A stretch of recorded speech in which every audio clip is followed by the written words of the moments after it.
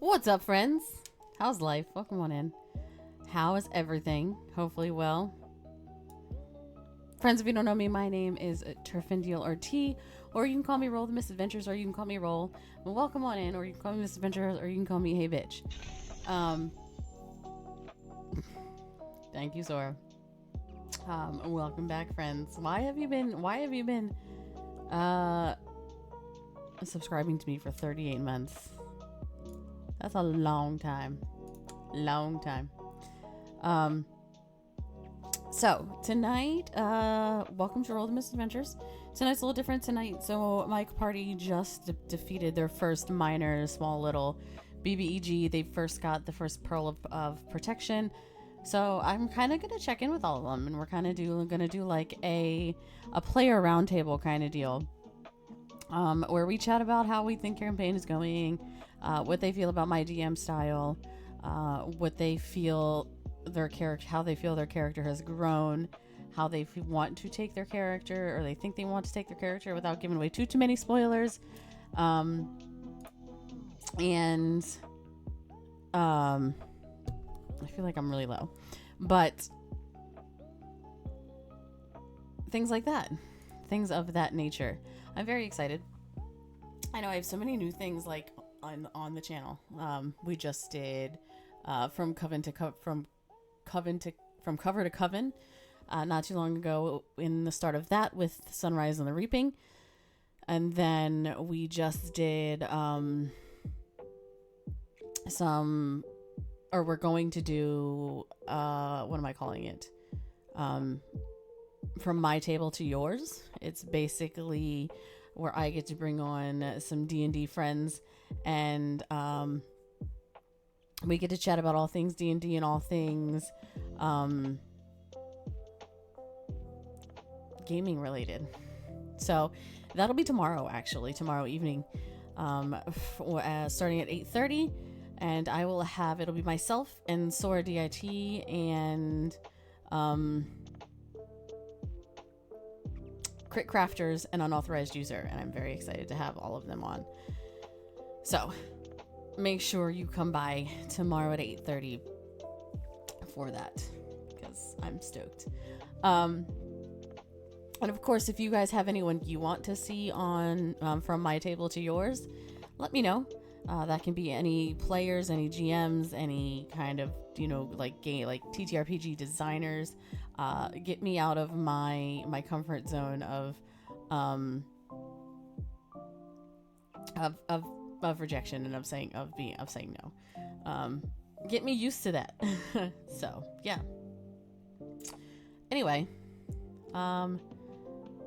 we're gonna go ahead and say hello to my players. I just turned my camera off. I didn't unmute. Hi, players. Hi. How are you? I'm good. How are you? I'll be back momentarily. He had to go walk clubs again. Totally fine. I'm gonna turn this down though. To there. Totally Still fine. Here. Hello. How's Elfie the little fox doing tonight? Elfie the little fox is doing all right. Trying to work with some lighting things to see if I can make myself a little more visible without washing myself out. Might even turn the cam on tonight. I saw that. I was like, oh, all right. Okay, bye. Sorry.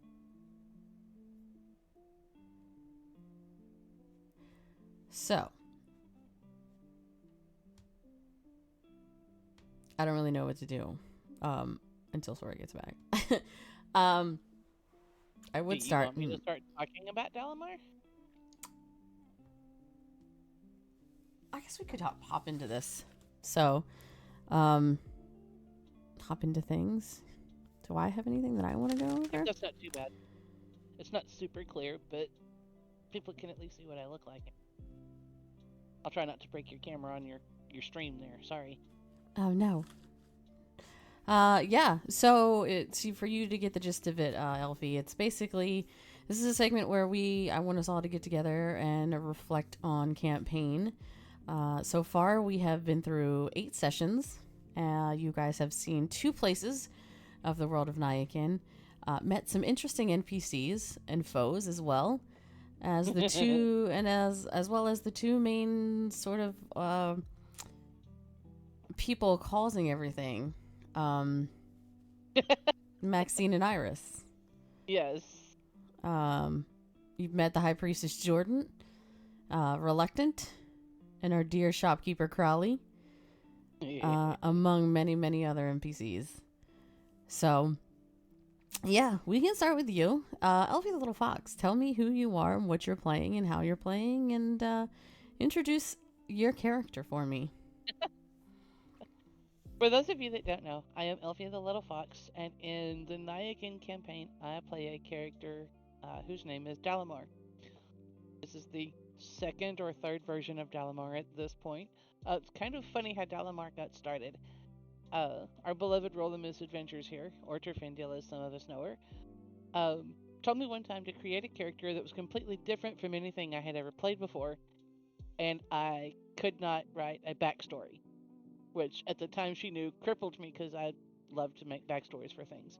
Anyway, the current version of Dalamar started almost kind of as a joke with an NPC. I got a message from Turf one night.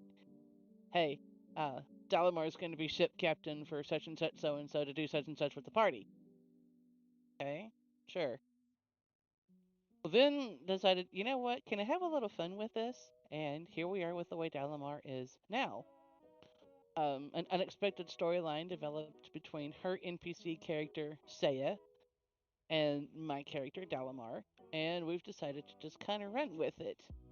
Um, Dalamar is a high elf sorcerer.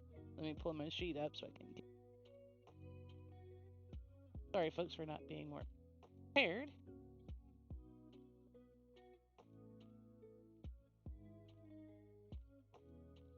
Dalamar is a high elf sorcerer. Um, they at times are very full of themselves, which anybody who knows the high elves, that's pretty typical. Um, although it's really funny because um, as the storyline developed between Saya and Dalamar in a previous campaign, um, two very unlikely individuals that ended up together. Not officially yet, but that's pretty much the way things seem like they're going. Delamar can push Saya's buttons like nobody else can. They can say things that nobody else would get away with. Um, and it's really been fun to explore because Dalamar is very, very different from my typical character. Um, but yeah, Saya decided to save Dalamar's life. Poor thing. It all started with her. It's all her fault. But anyway, the running joke with our party is that Saya has a second shadow, which up until a recent session, that's exactly what Delamar looked like to everybody in the party, including Saya, was this shadow that followed her around. Um, our last session with Nyakin, we had an unexpected reveal, and the response to this was beautiful. I loved how everybody reacted to finally seeing what Delamar looked like. But yeah, Saya has a very interesting looking companion now that everybody can see. Well, yeah, because you threw it, and it was basically like, Saya, as you turn around, you see a single hand on your shoulder, and I'm like, just a hand? And you're like, just a hand. And I'm like, The all hand right. could have gone away if you had said you didn't want to see anything. It Um, was all on you at that point. you were like, so how does Saya react? And I'm like, well, she's seeing a hand, and that's it. It's kind of going to stress Like her I said, out. the hand could have gone away if she had said so. It was all going to depend on what Saya decided. And then it And then progressed from what the there. reveal, and then from the reveal, she then they then told her, "Do you want everybody else to see me or not?" Well, you could no. This isn't about what I want. This is about what you want, Saya. What do you want to have?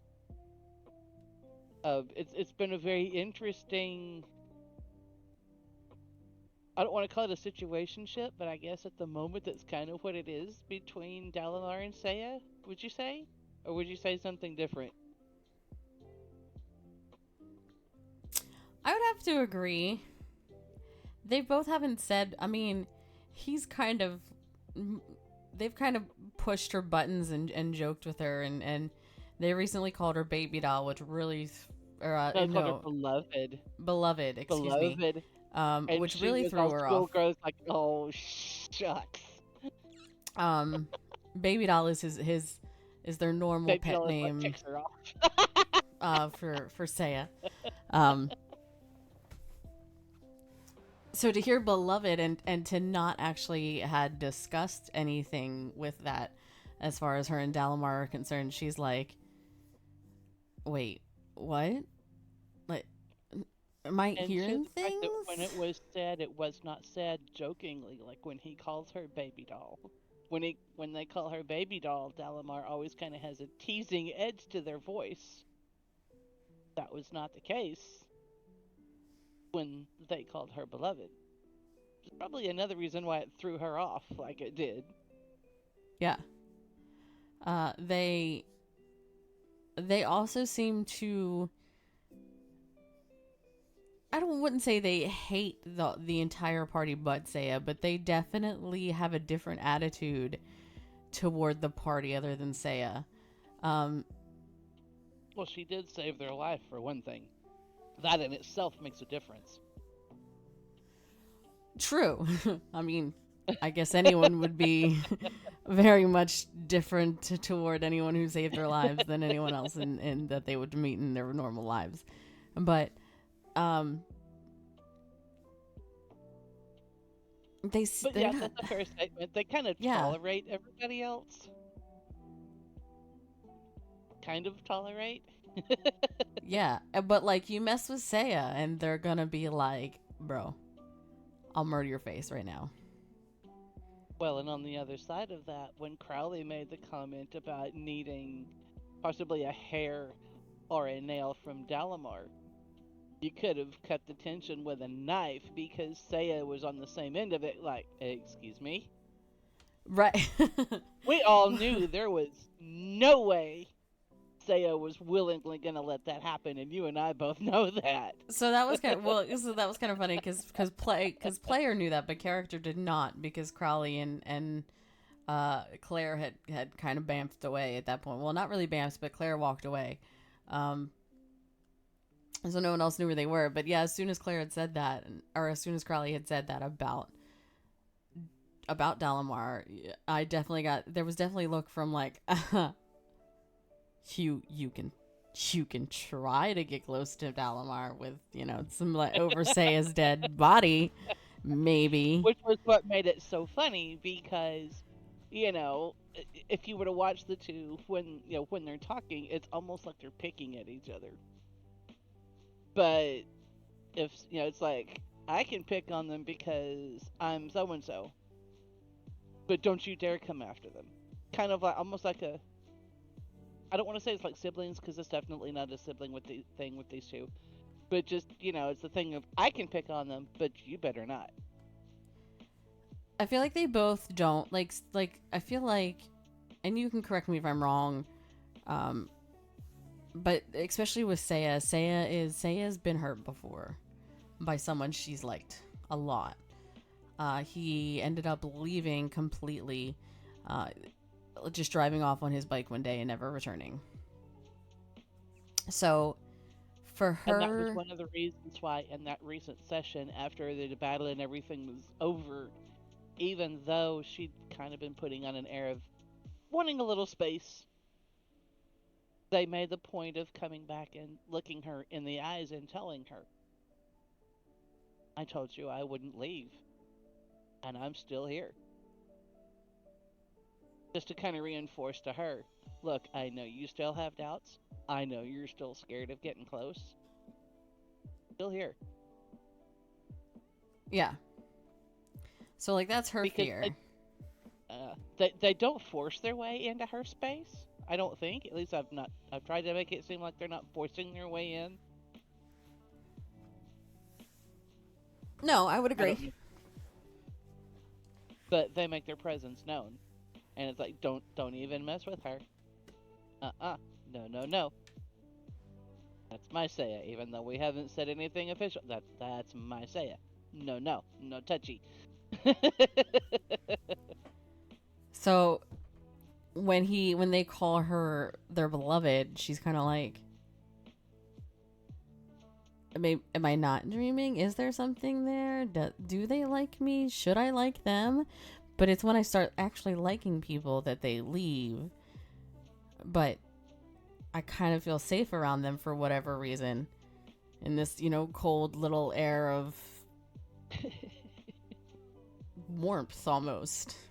That's been the funny thing too with our party with this campaign, because up until this reveal, Dalamar was a shadow by all appearances to everybody.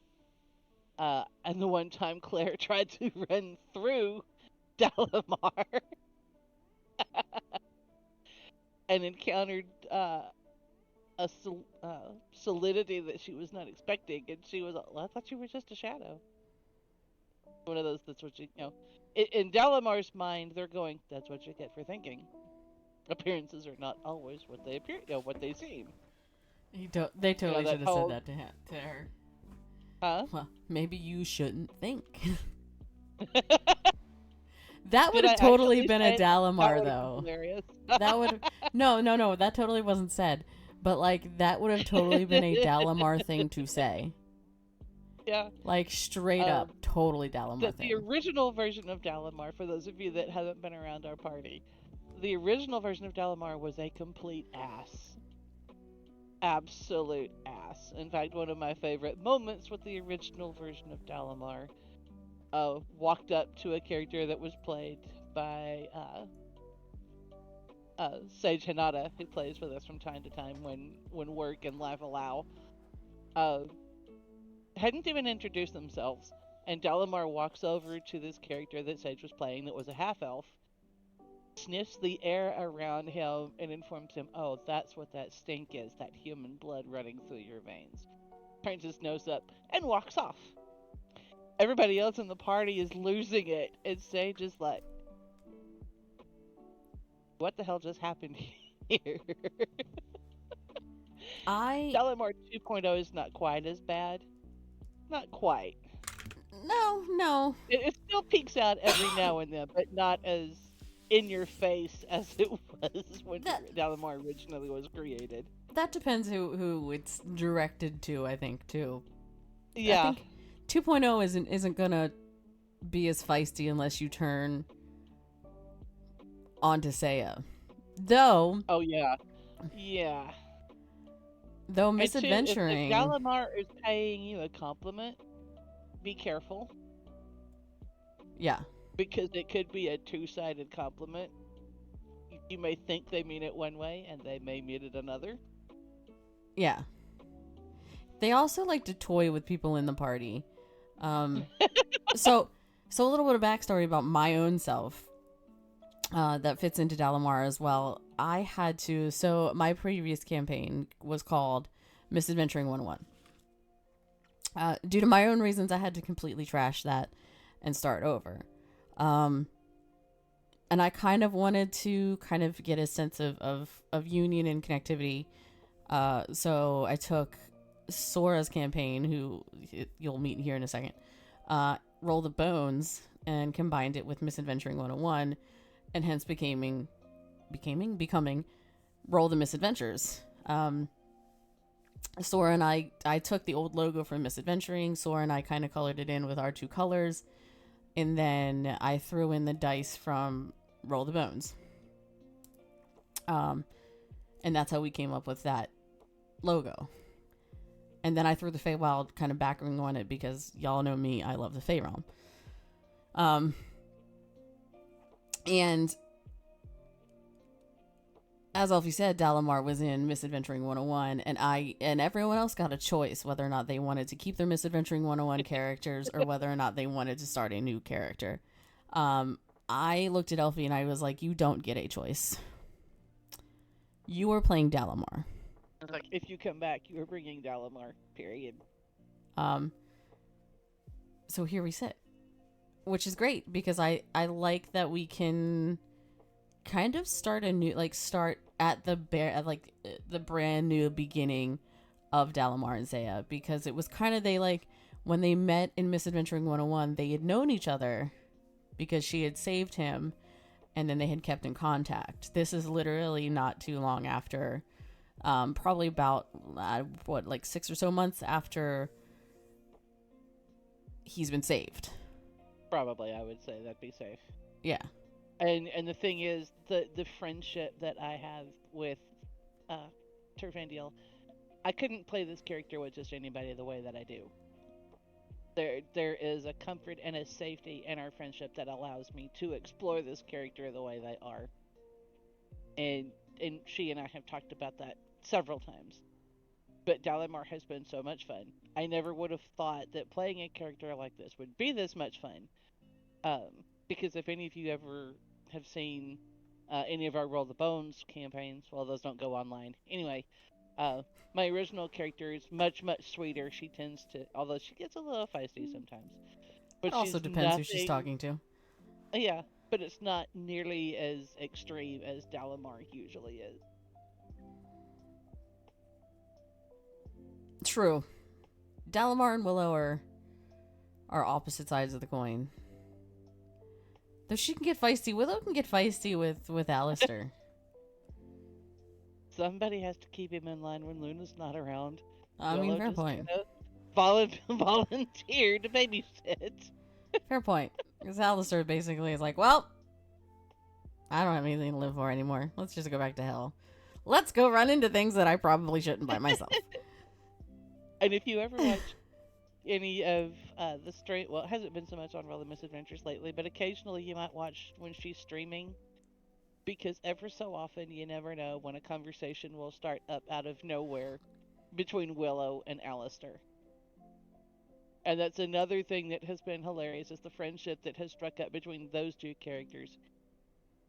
Yeah, totally different sides of the coin, totally different worlds that they grew up in. And yet they've kind of come, I don't want to say thrown together, because Willow reached out to him first. But the friendship that has developed between those two has been a very unexpected development within campaign. Yeah. I think there's many we could sit here and talk about Alistair and Willow moments probably all night. But a couple of my favorites that I told you earlier about the Aladrin moment,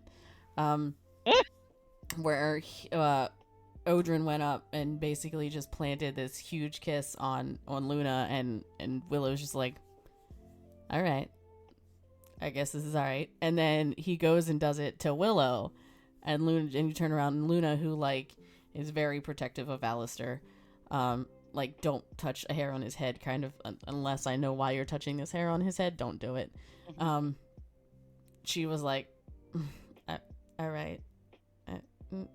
All right. We had fun that night because the four of us that were involved in the characters, Alistair, Willow, Odrin, and Luna, had talked outside of campaign about trying to pull something over on another member of the party.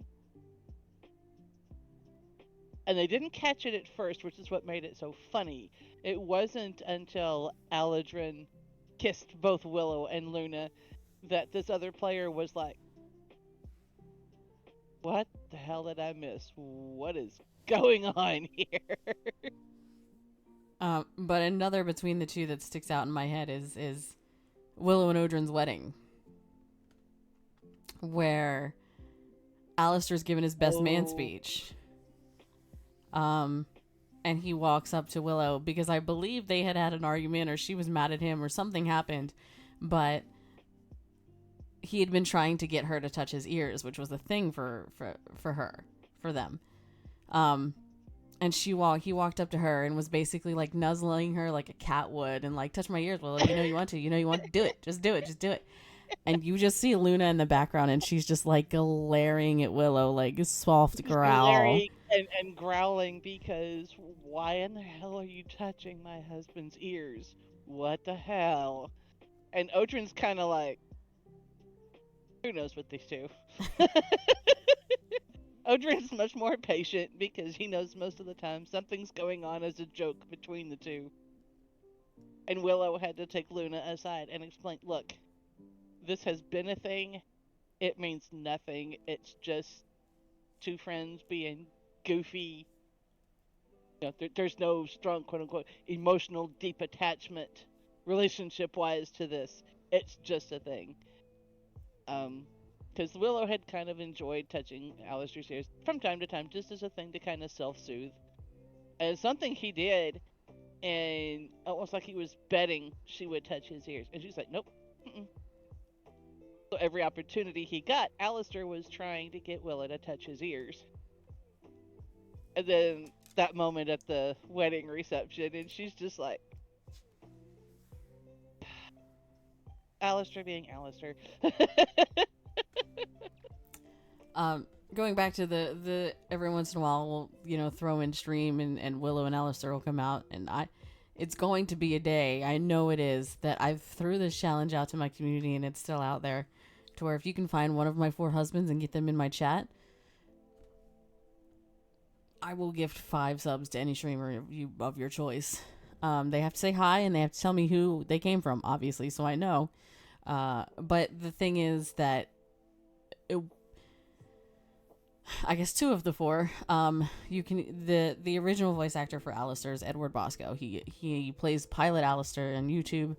And then when they switched over to the Prime series, they got Amir Talai, who I wasn't sold on at first. Okay, I'll admit I wasn't an Amir Talai fan at first. Sorry, Amir, my bad. I love you. You're great. But I was like, man, this guy better not screw up Alistair. He doesn't. But that it's going to be either one of the 2 of them, and Willow and Alistair are going to be talking, and I'm just going to like free stream and kind of stare at the message and be like, all right, guys, gotta go. Bye. Have a great night for the rest of your life. I quit streaming. Yeah, before World of Misadventures channel started up, on just Terfendiel's regular channel, it was a regular thing. If she and I were doing whatever game it was, if we jumped into voice chat, there was some kind of a conversation that would come up with Willow and Alistair. And I'm sure there were probably people at times that were in the stream chat like, what the heck is going on here? Who are these 2 people? When Terfendiel and I first met in person a couple of years ago, she did a stream that night, and it started, and we ended up with a conversation where Alistair had tried to lock Willow in the cabinet down below where the computer was. Uh-oh, why'd you go quiet on us, Turf? I gotta blow my nose, I hate it. Oh, okay. But, that was fun too. We had some mutual friends of ours that I met the following day that we just had rolling because of the conversation and silliness that started. Part of the reason that was so funny and so real was because I had flown from Texas to Maryland. By that point, I had been through 3 airports. And she had even told me, we don't have to do this if you're that tired. I'm like, nah, we've already told people we're going to do this. Let's have fun with it. And we did. We laughed so hard. We did. And it's actually on my YouTube channel. Oh, is it still on your YouTube channel? Oh, that's funny. It still is on my YouTube channel, actually. But yeah. You do actually make my YouTube. The 2 of us, we met through another streamer that we both used to know. And it's been an amazing friendship. There has been so much laughter, sometimes laughing until we literally were crying. We've become a shoulder for each other to lean on. It's been a beautiful thing, and it's definitely, in my opinion, an honor and a privilege to be able a character in any of your campaigns. I kind of hate that Turf Girl. She kind of sucks. Anyway. Oh, stop. She's kind of awful. But she is not. It's yeah, your GPS is awful. It is. Okay. Sorry, I know this is not what this was supposed to have been about. Sorry, but just to give a backstory on that, folks, the very first time after Triffendale and I had met in person, and we're headed from Maryland to Connecticut. We're driving through New York, and we pass this one exit, and all of a sudden it's like your GPS goes Lincoln Tunnel, and we're both like, "What? We had Is this?" well, personally, I had like 2 hours of sleep because, I'm going up to Connecticut to meet my brothers for the very first time ever, and I have insecurities and doubts and things such as that, because of prior things that had happened the year before with some other friends and some other streamers, so I hadn't slept. So and we left at like 9 o'clock that morning, and you had, like you said, just gotten done flying. Yeah, I hadn't slept much Yeah. the night before because of all the travel. But when we finally come up on it, there was a sign, and it was 3 or 4 different exits that had a letter and a number, and then it was also an exit for Lincoln Tunnel. And the brilliant mind that is behind her GPS was trying to make all the letters and numbers a single word. It was like, okay, what is going on with your It didn't work. GPS? Did it have a stroke? What's going on? So ever since that day, I smile when I pass that tunnel or that exit because I'm like, yep. And even Pandora was like, because when I took her up there for New York City for Comic-Con, when I met my husband, I was prepared for it because I was like, oh, okay, Yeah. this exit is coming This up. is the exit. And she was like, what did your GPS just say? And I just busted out laughing. I was like, don't worry about it. You'll figure it out in like 2 seconds. Welcome back, Sora. Hello. Okay. I'm going to turn my cam off for a minute. We're going to let Sora steal the spotlight for a minute, and we'll see where else this goes. Have fun. Your turn. Uh-oh. So, now that you're here, how about you explain Triss and who she is and this backstory behind our lovely monk, Triss? Oh. Oh. Triss. Triss, my beautiful baby girl. So Triss. Cam on. Cam on. Hold If on. I did it, you can do it. I'm gonna turn my camera on. I've gotta rearrange things. Give me like 2 seconds. 1, 2. You forgot the Mississippi's technically. Oh. You know me. I'm just giving Sora a hard time as usual.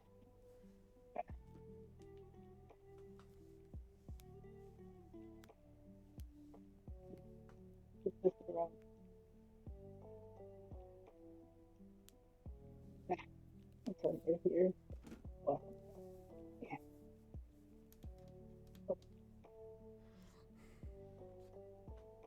And I don't know how much you heard, but I basically am setting up the segment, Sora, so that we all can kind of chat and discuss about, how the world of Nyakin and the interesting NPCs or foes.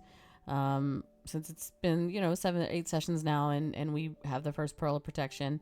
Not we, you have the first Pearl of Protection, and we've met some fun people like the High Priest Jordan, or Reluctant the Hermit, or our everyone's favorite shopkeeper Crowley.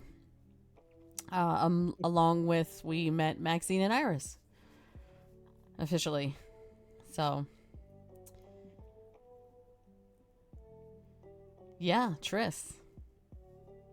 So Triss is my baby. Particularly because I had originally made her for another group that I played D&D with. They who shall not be named. They kind of shat all over her character, and me in particular.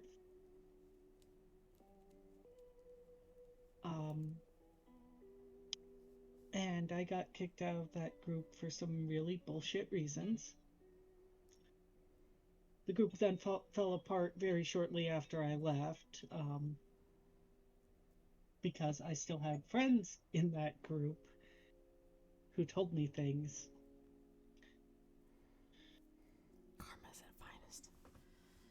Karma at its finest. Oh yeah, yeah. So Triss, what is she? Why did she come about? What does she do? So Triss started out as a open hand wood elf monk. I changed the subclass that I went for misadventuring. I made her an ascendant dragon monk instead. But her backstory was very similar to the first one, wherein she was the bodyguard of the prince in her kingdom, a martial arts prodigy from a very early age, almost mastered elvish martial arts, and then was sent to train under a silver dragon to then learn draconic martial arts as well.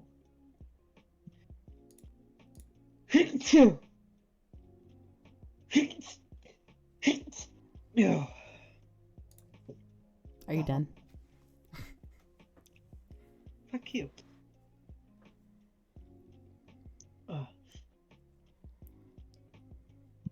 So Triss is one who is very full of herself, very self-confident, which is something that Sora typically is not.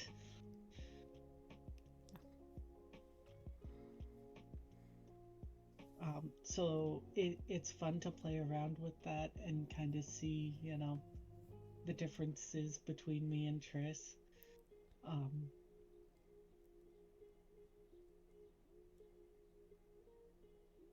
Yeah. Anything else to add? Backstory wise, not so much.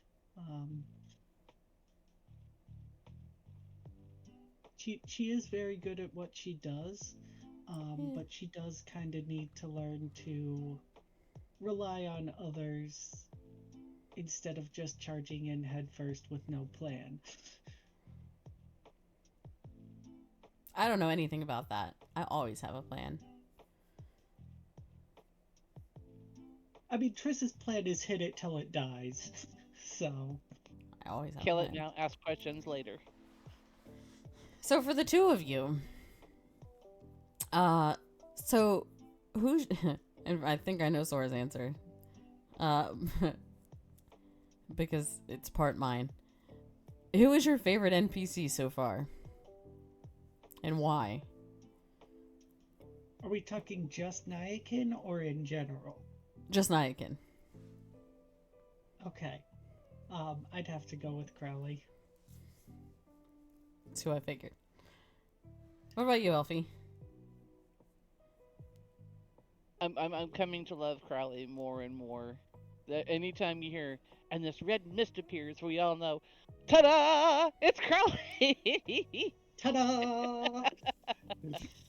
And the thought with that was I want to.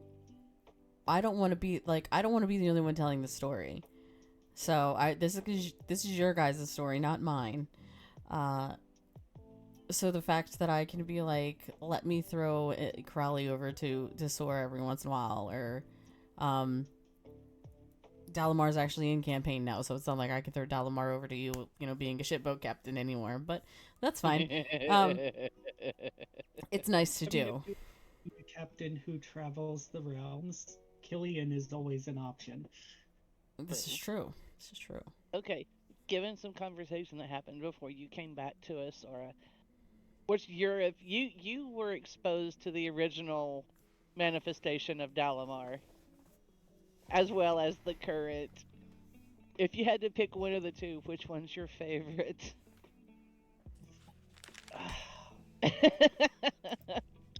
Tough. Because, like, the dickishness of Dalamar 1.0, it was weird seeing it from you, because, like, Willow. You are just You were used to so Willow. sweet with most of your characters, and then just seeing you do a complete 180 and just be She asked me to do something snobbish completely different. jerk. Uh, I don't know. I like them both. Okay. For different reasons. Okay, here's another fun question. Sorry, I'm dipping into a different campaign for a second. Between Dalamar and Vashti.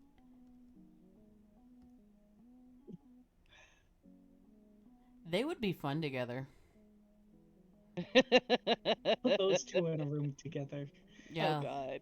Yeah, we'd be in trouble. Um, Throw Crowley in for a little bit of extra spice and yeah. yeah. That would be a trio. Or, heck, So, if we're gonna throw spice in, we might as well get Lucian in on the fun too. I don't know. I kind of think Lisk spices him some days. I mean, he has kind of mellowed out. Someone has to keep Lucian in line. I'm his wife. Why not? I might as well. So the thing behind Dalamar 2.0. So these lovely people and the rest of my table, who are not unfortunately here tonight, I had approached Sora saying I want to learn how to GM. Don't ever do that, ever, to a forever DM, because they will go here. Wait, hold on. Ta-da! Here you go. So I didn't know really. I had been a player for. Here you go. Yeah, this basically handed me the books.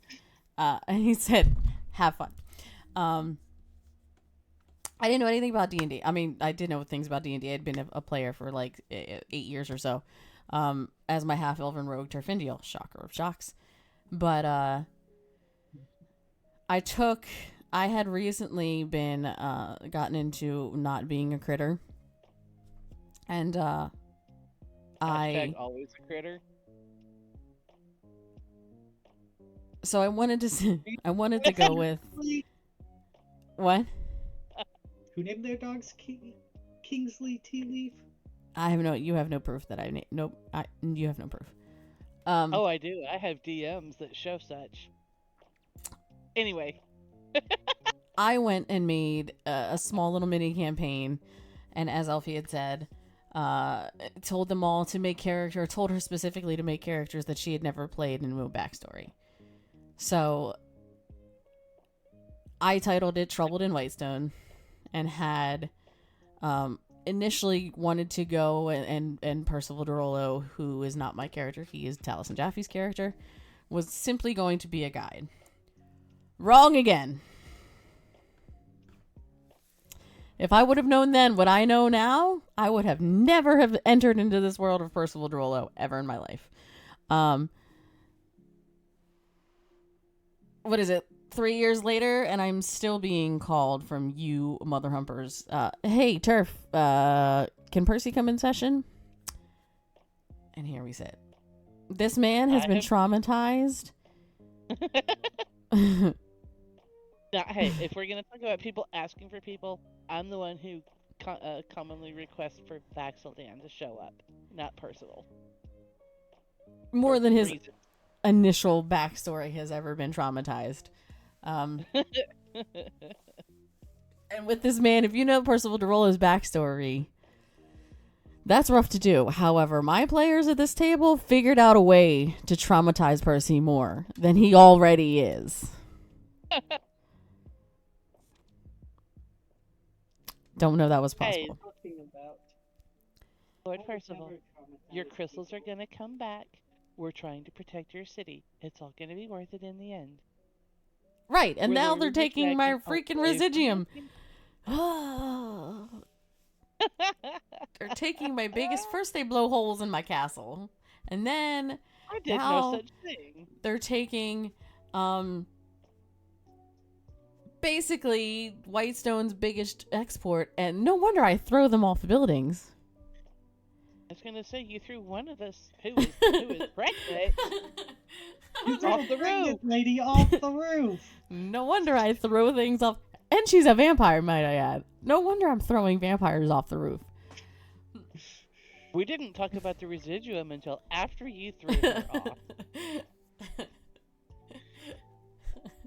I'm so glad you followed me on that Sora that night. I'm so glad. But I would have to say, as far as NPCs, my favorite from Nyakin, I would have to say High Priestess Jordan and obviously Crowley as well. Because Crowley. So, but High Priestess Jordan was one that, yeah. He's an interesting dude. I wonder if you guys will ever see him again. In our campaign, you never know who might make a repeat performance. I also would love to bring back in y'all's favorite character from Misadventuring 101. Do you all remember a shopkeep named May? Oh yes, the forgetful one. Yes. Who every 5 minutes, Sora and Jackie came in and they were looking for something. I forget what they were looking for. But she was like, "Hi, my name is May. How can I help you?" And they were like, "We're looking for blah, blah, blah." And she was like, "Oh, yeah, it's totally over there." And then she'd turn around or walk to it and try and go get it. And then she'd turn back around and face them again and go, "Hi, my name is May. How can I help you?" And they were like, we're looking for such and such. We just went through this." And she was like, "Oh, right. I'm sorry. It's over here." And then she'd walk to another side of the room and she'd start rummaging in a chest, and she would stop and turn around again and look at them again and be like, "Hi, my name's May." Like 4 or 5 times. So finally they were like, "What is going on right now?" I would have to say that she may come back. Who was the one? And I don't remember if it was Trouble in Whitestone or if it was Misadventures 101. Character that at one point tried to hit one of it was a barkeep or the front desk, and she tried to hit on my character, and my character basically turned around and slammed the door in her face that night, telling her no. I'm trying to remember which one that was. You know what I'm talking about. I know you do. It might. Oh, it's definitely Misadventuring, but I forget. It might have been Terfindial. But yeah. It might have been Terfindial. It sounds like something she would do, especially. Yeah, it sounds like something she would do. For sure. I don't know that I've had as much. I know I've not had as much exposure to her as some of the other players have. But I wish we could have had videos of conversations that went on between Willow and Nagisa. Especially when it came to Odrin. You guys, we were talking earlier about how Saya and Dalamar are like not even if you talk about trying to go after one or the other. Nagisa just was convinced she was going to take Odrin away from Willow, and every time it came up, Willow made it very clear. Don't even think about it. Don't even try. Nagisa Shioto. She get back to playing her. She was interesting. Based off of one of my favorite animes called Assassination Classroom. Love that anime. If you haven't seen it, go watch it. Talus and Jaffe is also in that. Which I didn't know until recently. And now I can't unhear his character as him. Who's Taliesin? Taliesin plays. Do you remember when Nagisa's mom? Spoiler alert, by the way, for anyone who hasn't seen it. Nagisa's mom goes to 3E and like goes to burn down the building of 3E because she thinks that it's basically the cause of Nagisa not wanting to get better. It's not helping Nagisa, and he's not progressing, getting back to the main campus. Do you remember that? Oh. Do you vaguely? It's been forever. Do you remember I never made it the whole way through. Do you remember the assassin that comes up and attacks his mom? No. I'll send you a scene. I'll send you a scene afterwards because yeah, you can very blatantly hear. I'm like, oh, yeah, that's absolutely Taliesin. I gotta say one thing while I have these two here. One of the main characters that they have come to love, at least as far as I can tell, they do. Willow, you were talking. Words.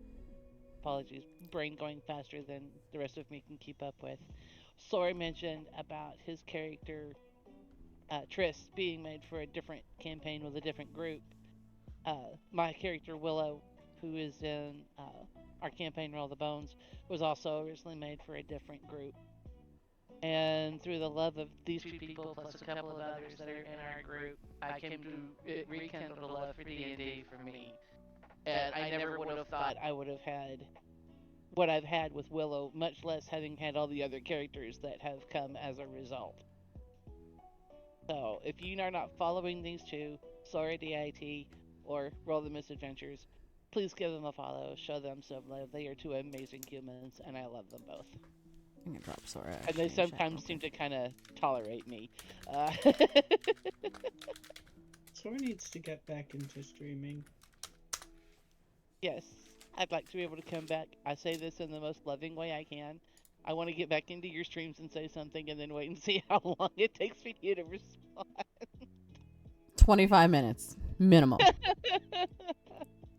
Minimum. One of my favorite moments, Alistair and Willow were having a conversation in your stream chat. And you kept missing things, and we're just dying, going, okay, eventually he's going to catch on to what's being said. Nope. You know, the good thing is, if I start streaming from a computer, I'll be able to, like, just glance over to the other monitor and see stream chat. I know, having two monitors I still is probably greatness. won't, you know, think to go over. It'll be worse because it's not in front of your face. Well, it isn't on Xbox either. That's why. Fair enough. I thought you were looking on phone. But yeah, So- seriously, No, I love usually these have two it humans. open. They are I just awesome. don't. Because I don't have a lot of followers, I never think to check my chat. You always check your chat. Unless unauthorized user is in there, and then you just ignore unauthorized user, as I'm doing right now. I mean, hi, user. How are you? I love you. I do not stream yet. Eventually, one of these days, I hope to. Oh, hi. So, we went to NPCs. So, in that route, who is your favorite? And you can't say yourself. So, you can't say Dalamar, and you cannot say Triss. Who is your favorite player character? Strictly from Nyakin. Yes.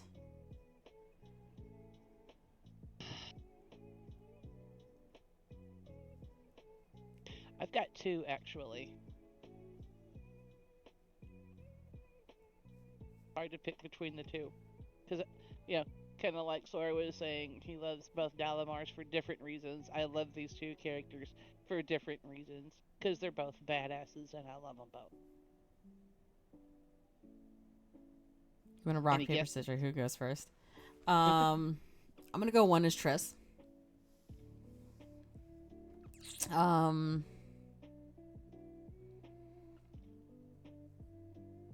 Badasses. I'm gonna go Isaac.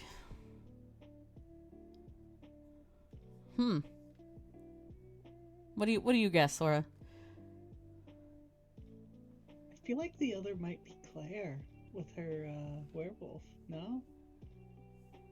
Wow. Saya is a badass in her own way. No, she's not. You think about it.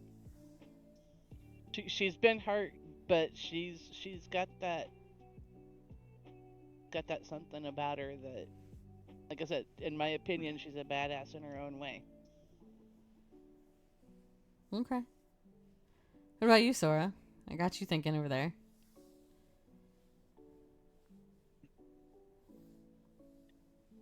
My two favorite currently are Claire and Isaac.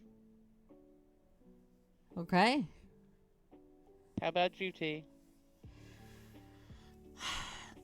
I'm the GM. I love all of my characters.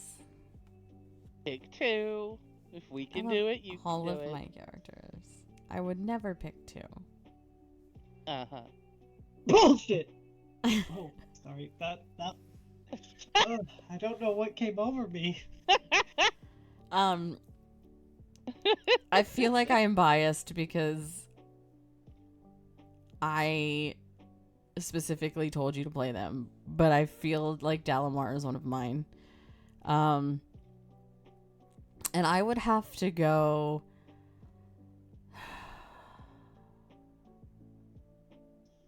There's so many. There's so like all of you are good, are amazing for different reasons. I love Okay, Triss what because is it you love about Dalamar? he's just Dalamar. I like Come on, you guys, let's have a makes just sense. Elfie. Which makes sense because you're just Elfie. Like, but no, seriously, name. Okay, we'll make it instead of just one. If you can, name 3 things you love about Dalamar. they can be sassy. I like their sass. I like their sass, and I like that they like know that they're better, or they think they know that they're better than anyone else, but and they'll treat you like it, but they still show this soft spot about them for Saya and with Saya. But they can also be very, very protective of their friends because we've kind of also seen them be worried about Triss and then be worried about the other party members, even though they don't want to admit that.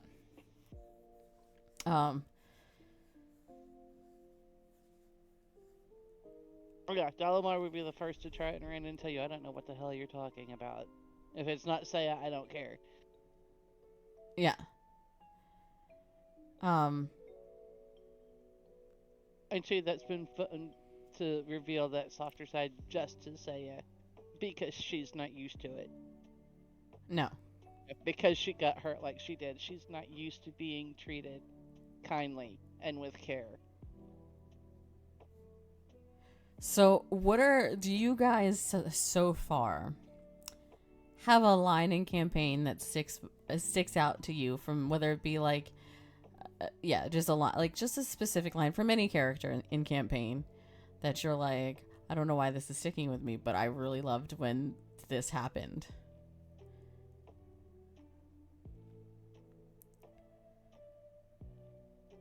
I love I mean, so mine's many kind of- interactions between Triss and Claire. Claire will get upset and all worked up, and Triss is the first one there to just calmly step in, and that loving way of, okay, calm down, let's think this through, let's not panic. I mean, mine's always going to be, you're cute when you're flustered, darling. Sorry guys, I hate blowing my nose. It's gross. That almost sounded like Crowley saying it. That's what was funny. And that we love you, Sora, but I feel so bad sometimes because some of the characters' voices are so close. I can see how you have sometimes remembering who is which is why I always came up with that one description for that one character to help. I don't know about Sora? all the others. Okay, I love Sora. I'll put it that way. If you don't love him, I don't know what to tell you, but I love Sora. Do we? Because this mother humper used the one line, my literally, probably most, one of my, it's a tie between two of them. Rules. It's a tie between two of them. Rules. My favorite Percival DeRollo line, on me. He's like, yes, and? So, in another campaign... I've used a line from Talus, well, I was going to say through Dalamar, I've used a line from Talus and on You Saya have. more than once. You have. You have called her baby doll more than once. And if you by any chance hear any of these streams at any point, Taliesin, we love you. You're awesome. You remember those chill vibes you thought I had 2 years ago? Totally out the window right now, aren't they? Um, that was such a great moment. Speaking Gotta go, bye! As much as he comes up, it's hilarious because when it first hit me where I knew Talis and Jaffe from, and I sent this picture one night of this very sweet and innocent looking blonde-headed little boy holding a blanket to Terfindale, and she was like, "Who is that?" And I'm like, "That's your Taliesin." Years and years ago, he was in a movie called Mr. Mom, and he played this very sweet and poor, innocent little blonde-headed kid that had a blanket he called his whoopee. I sent her a picture of him at that age, and I was like, "That's how I remember Taliesin." And then not long after came the discussion about the strawberries don't even talk. The strawberries. If you know, you know. Yeah, that was a whole thing with my players. Thanks.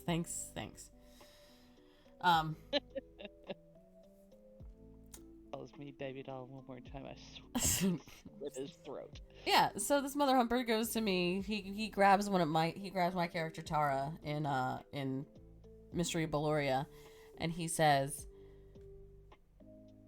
"I've known a lot of people with money and titles, and none of them are worth you." And I about punched him. I about socked him in his face. You did. And then I proceeded to tell him also that if I don't hear some form of you'll have to amend one name though. It's Lady Vexalia.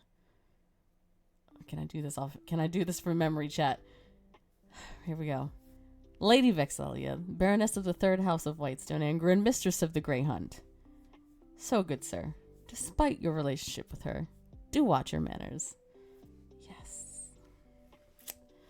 If I don't hear some form of that line from Cilantro, I will punch you. Or vegetable now, apparently. You also told me that if you did hear it, you were going to punch me. So... Right. So essentially he's getting punched either way. Essentially. He can't win at this one, folks. No. He can't win. Ever. So... let's get into the world of Nyakin a little bit. You all are a vital point in making Nyakin in itself. Is there a town or a plain or a forest or body of water that you want, like, that's a funny name to you and you're like, we should totally go here?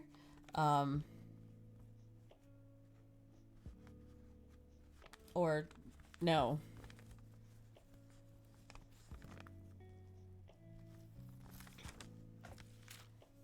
Putting y'all too much on the spot. the forest, anything that mentions the Feywild. Of course, I'm Elfie the Little Fox. If it's an elf, hello, it's gonna catch my attention. So the first time you mentioned anything about, the Feywilds or how is it you call it in Nyakin? There's something. I forgot the exact word. Oh, so yeah, it's not really Feyish, but it's the Alifair Wilds that you're currently in. Yeah. The first time I heard that, for whatever reason, first thing I thought it was Feywild, and I'm like, let's go. It's a forest. Not exactly the Feywild. Let's go. No. Not exactly Although the Feywild. I don't know, some of the things that happened in that forest might happen in the Feywild, because we all know the Feywild's not as known as exactly being the friendliest place in the world. Fair point. Yeah, what if do you ever think, folks, about wrestling against yourself, you should have been with us through this particular forest, because we literally were fighting copies of ourselves. It was literally, like legitly, I had them fighting themselves. That was a fun fight for me as a DM.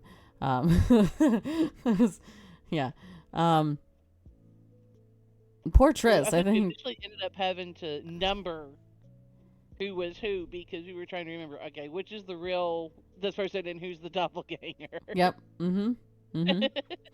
All the while, I'm basically having them, like, around them. They're hearing basically like their worst fears and their worst nightmares. So it's like their loved ones like telling them that they need to go back, and that, or they're telling them that why can't you come help me? Why didn't you help me? Why didn't you do this? Or all the while too that they're hearing a Reluctance group, because they met a hermit named Reluctant that had tried getting this pearl of protection and failed, and all of his group ended up perishing except for him. He was the only one that made it out of these wilds, or so they are led to believe from Hermit, or from Reluctant. God, I've called him Hermit way too much. From Reluctant. Specifically, they're hearing the voice of Reluctant's partner that he did see fall, or so he thought, and which is kind of why Reluctant went into the hermit lifestyle in campaign in Nyakin. But he's this wise old hermit that loves to color green and loves to play songs and used to be happy and great and full of life, and now he's kind of like meh, it's life. I kind of took like Tom Bombadil mixed with my actual real life inspiration for Reluctant, as far as thinking of the NPC Reluctant as well. But you know, what can you do? What are your thoughts? What are your two's thoughts on Maxine and Iris upon meeting them? Well,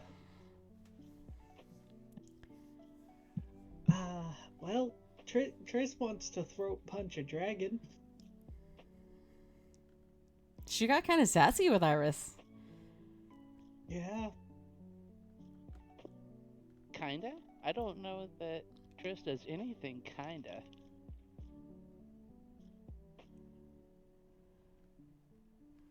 Triss got sassy with a guard too in the town that they first met. Can you blame her? Considering what she's been through? I think she's earned a little bit of sass. Or maybe more than a little bit. I'd say she's earned the right to be sassy with people. Plus, that guard was kind of a pig. Like, let's be real here. Fair point. I'm trying to remember if I was here for that or not. I don't remember if I was or not. That guard had it coming. I don't remember either. If it was in Nyakin, I should have been, because normally on I think there's been one Friday I've missed because I'd already had a prior commitment to it. When you first went to the town to meet High Priest Jordan. Was it High Priest Jordan? Yeah. Yeah. You guys got stopped at the gate, and basically the guard, the captain more or less of the guard, you guys got stopped by the two gate guards. Yes. And then the captain of the guard was over in the corner kind of like flirting with a streetwalker, more or less. And then Triss got all nasty with him. But she tried to then, in turn, she also tried to calm the storm of everyone making fun of the gnome High Priest Jordan, because everyone kept calling High Priest Jordan a kid, and how do we give kids wands? And yes. So, you know, I feel like Triss knows how to be respectful, but when she has to be, but chooses not to be 99.9% of the time. But that's okay, because we love Triss just as she is. What about you, Elfie? What do you think on Maxine and Iris? She's not a nice lady. No, she's not.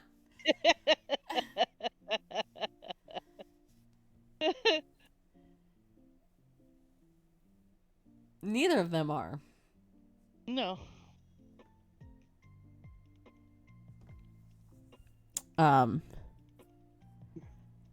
And I realize the player's not here, so they can hate me for this later if they want to. In a way, didn't expect to go down this road, but it came up. The struggle that Claire has with herself. Accepting who and what she is. Sometimes I can identify with that struggle. There have been a few things I have been through in my life that I sat there. Yeah, so I can kind of relate to that doubt that Claire has about herself, that insecurity that she's got. That player, I don't know, would ever believe that I'm saying that, but it's true. I can kind of relate to that inner struggle. If I've learned anything in the time I've played D&D with you guys, any player, in my opinion, that's worth their salt, there's going to be something of the real you that's put into every character you play. Good, bad, or ugly, there's going to be some part of you that ends up in that character.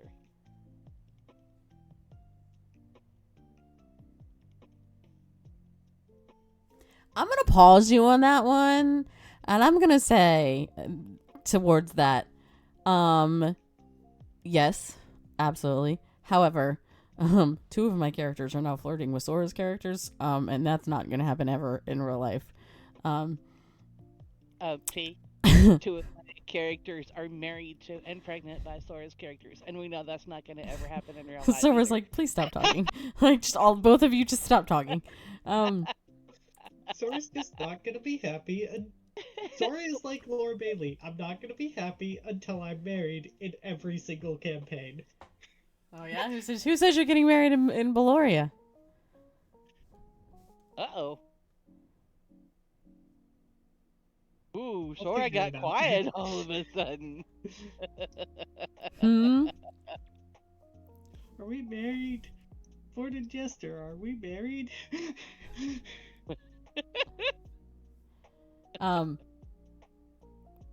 Yeah, who says you're getting married in Baloria?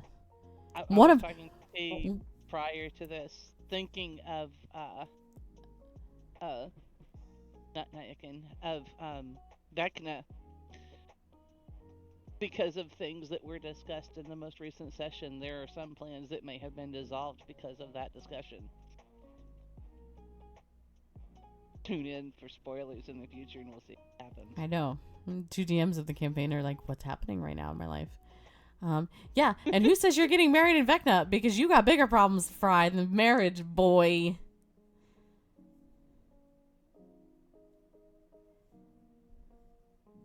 You underestimate Nox. There are things that are things that they don't know about Nox. And I would have to say, as far as Baloria goes,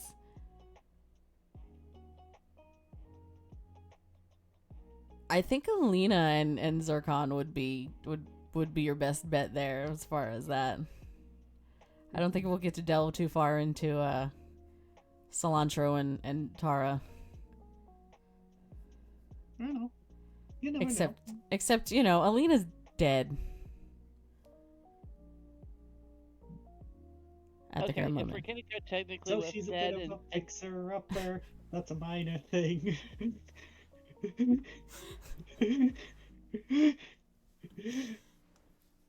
I was gonna say, if we're gonna start talking about dead and undead, hey, we have Sam. She's undead and she's pregnant. It's D&D. Anything can happen. Anything. Oh no, possible. Alina's in the hells.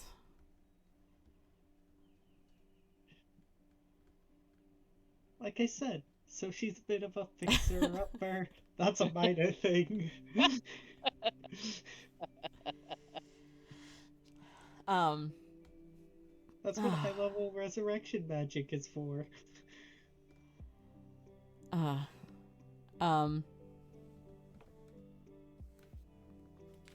What do I have? Getting back to Max and Iris, you guys met them, and Triss wanted to throw a fireball or punch it or whatever. What do you guys think if she would have done that? What do you guys think that fight would have been like between you guys and the two of them at this point? At this point, Triss would have gotten her ass beat. I was gonna say we would have had our butts handed to us, but we would have fought as hard as we could in the process of getting our asses handed to us. Side note, chat. My party is a level 6. These are their end bosses. So this is a level 20 Emerald Dragon, adult Emerald Dragon, and a level 20 Necromancy Wizard. So Triss is a Spitfire, what can we say? that's how that would have gone. You know, a wizard's only as useful as long as they can cast spell. I got 6 stunning strikes for you right here. Have a fucking stunning strike.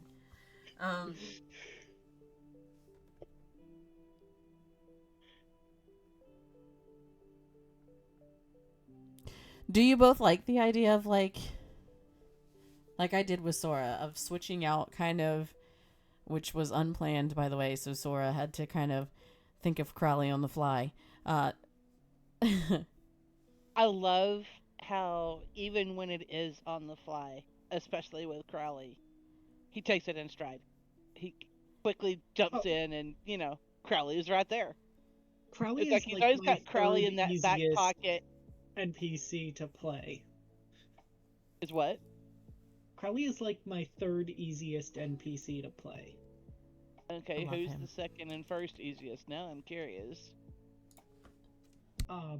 So second would have to go to the midwife. I love that midwife.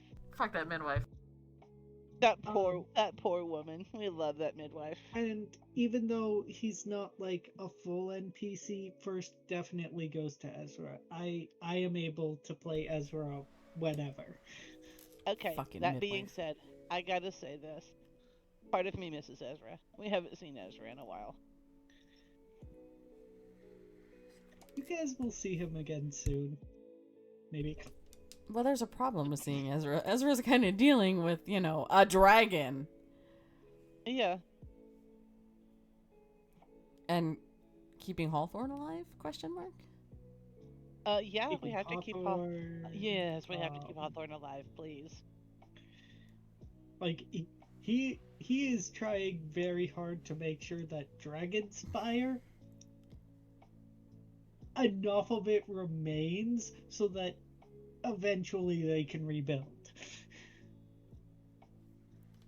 Maybe. I Now love you the know way how Whitestone they- feels, bitch. I still think one of my favorite moments with Hawthorne when it ended up being when Willow got to tell him he was going to be a grandfather. It's not every guy who shows up and splits a tree in half and steps out of it like, oh, hello. Nobody makes an entrance quite like he does. True. Factual. So now that you guys have fought kind of your first minor, huge boss battle kind of deal. Minor huge. Minor, huge. Define irony. A minor huge battle. Minor, huge boss battle with the mid-best from the Midwest and his guinea pig companion, Jeremy Cunnings. What is... I'm sorry, all I could think of was a certain character that I first saw in Neverwinter that also has a guinea pig. And it was like, Go for the eyes, boo! yes! Yes. I'm getting off on a tangent. So chat, my players know this.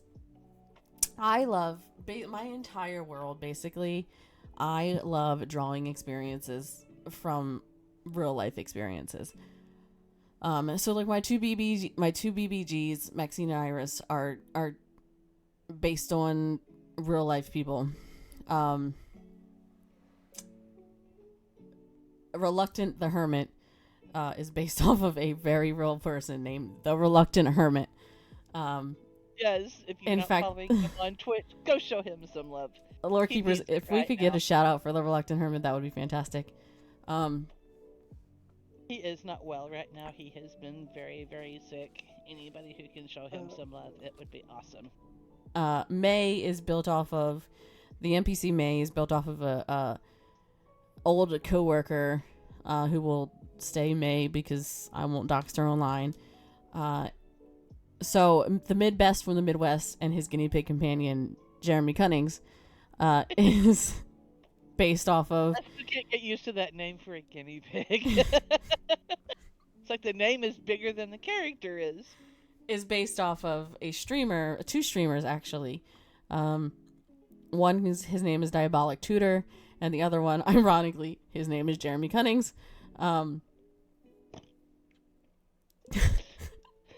Almost got me to spit something out. I managed to stop just in time for you to say that and not spit at my laptop.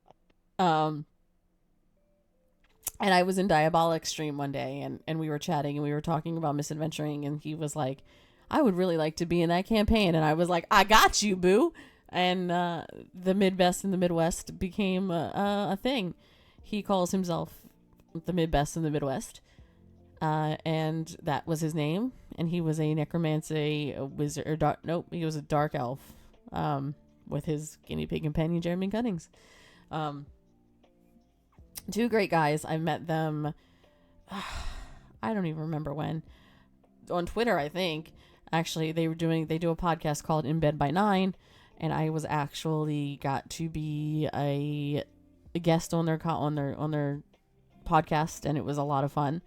And I then later got to help out Jeremy with hosting In Bed by 9 when Diabolic went on vacation, and we have since stayed in contact and in friendship, and we were in an esports organization together. All three of us were leaders of in said organization. So bits and pieces of my stories have actual real life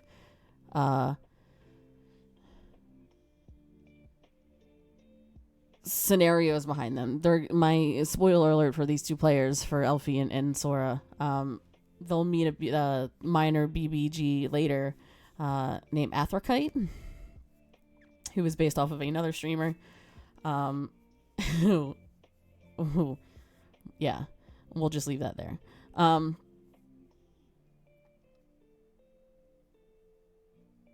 That's not. So yeah.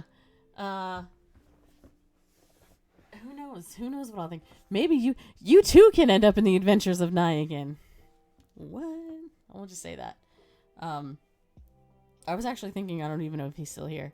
I was just gonna use some goofy like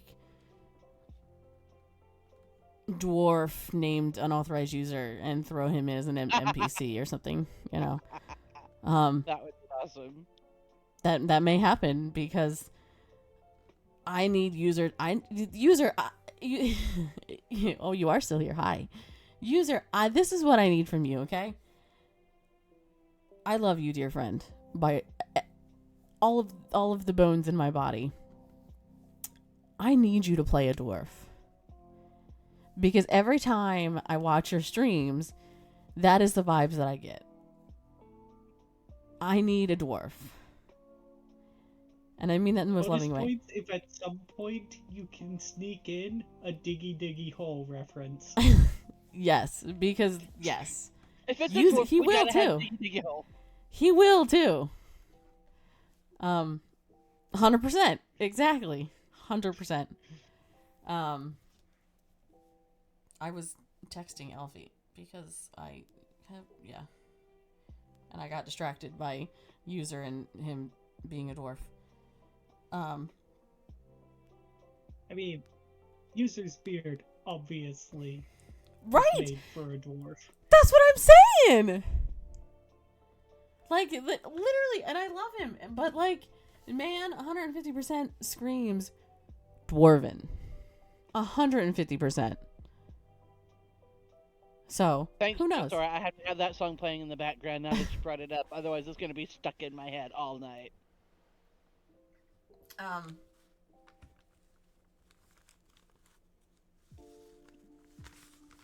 me look at my phone.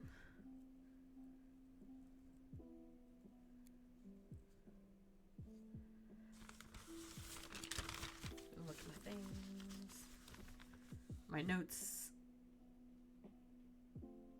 Oh, you have session notes? I do have Look at notes. you being a professional DM. Not really. So, since Claire isn't here, I will actually, I can pose this question to Elfie as well, even though that Dalamar really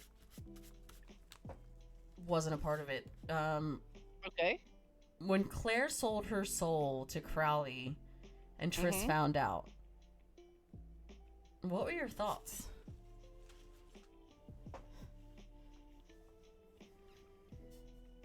Like, was that a planned thing between or like, nah?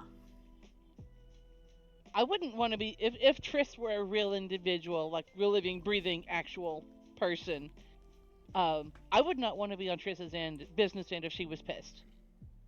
I'm just going to be honest. I would not want to be on Triss's business end if she was pissed. I think Triss is by Claire the way that Saya and Dalamar are for each other as well. You know, do whatever you want to me, but don't you dare touch her. And I think it's safe enough to say that Claire would be the same way about Triss.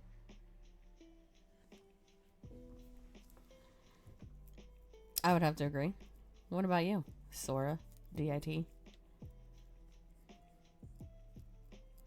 Listen, I'm not saying Triss could kick Crowley's ass, but she is definitely ready to try. You say playing Crowley and Triss. How did that one come about? Like, how it's like knowing Hey, as that many voices and characters as he did in Willow and Odrin's wedding, just doing Triss and Crowley should be a piece of cake. Cakewalk, but just like two. I know Player is sitting there. See, the thing is, I know nothing about. So they made this deal, and I know nothing about where Sora is going to take this deal. That's all Sora. So, yeah, if Crowley's taking off with something, be worried. He may present as an innocent store owner. Yeah, don't believe the lie. If Crowley's involved, be very, very careful. If you make a deal, be sure that you know what you know what you know. Get it in writing for your sake as anybody else's that's involved in the deal. Just saying. Love you, Sora. Love you, Crowley. But just saying. Get it in writing and make sure that you know what you think you know.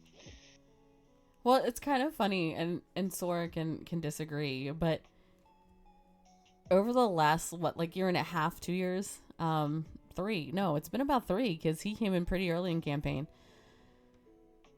With you and I playing with me playing Alistair and you playing Crowley, with our both playing demons, you brought in Hades, or Hades came in and made a deal with Baloria's party, and something happened. Now I wish I could sit in and listen on Gloria. You said Hades, and I went, oh, wait a minute, what? Something happened where I go, okay, yeah, Alina wants to also contact someone, and she still gets to contact someone else because this is how the deal was worded. And Sora was like, oh. And like I'm I like, said, make sure that you know what you know what you know. Get it in writing, folks.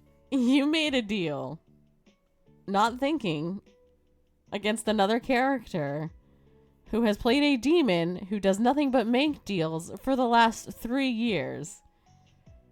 You want to make sure your wording is very specific. Be right back, I guys. know. And like I wasn't thinking like that because it was a different character. I was like, let me hop in my Alistair brain real quick here.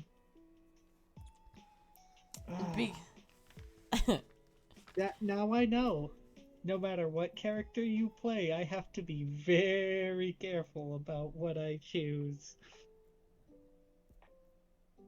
Because like you wouldn't have done the same thing anyway.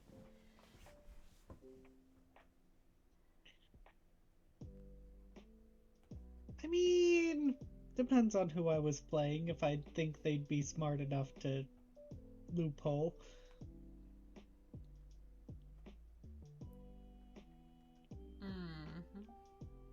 If you were playing Zircon or Volante, absolutely.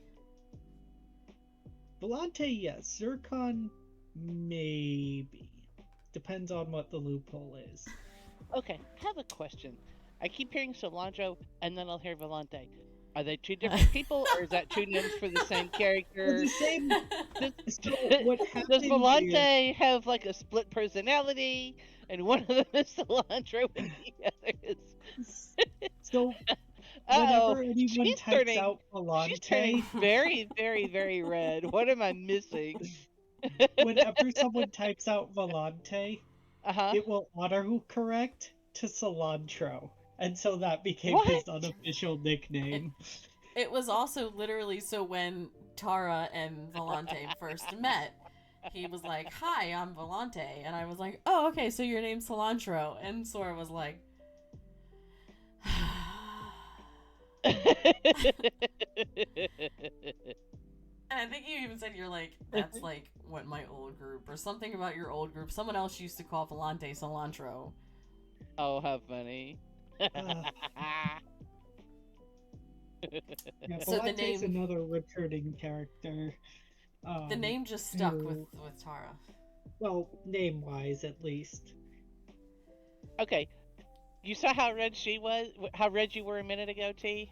Yeah. I can imagine that any time that Willow starts getting kind of flirtatious and sweet with Odrin and compliments him, or anytime she calls him her blue-eyed wonder, that's probably about how red he turns. Am I right or am I wrong, Zora? Yeah. Okay. Sorry, just an aside thought there. He I don't now mean to digress. has My apologies, T. Vegetable is now a nickname apparently for Volante.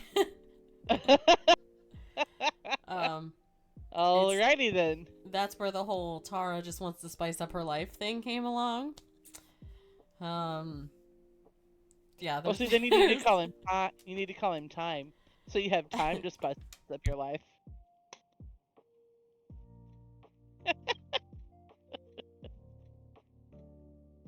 Shall I show NPCs are now named David from here on out.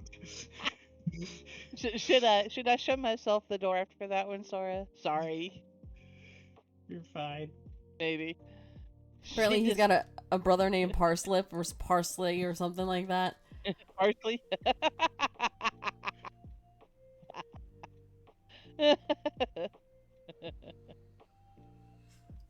It's been a whole thing. I think for me though, as far as getting back to kind of Triss and Claire,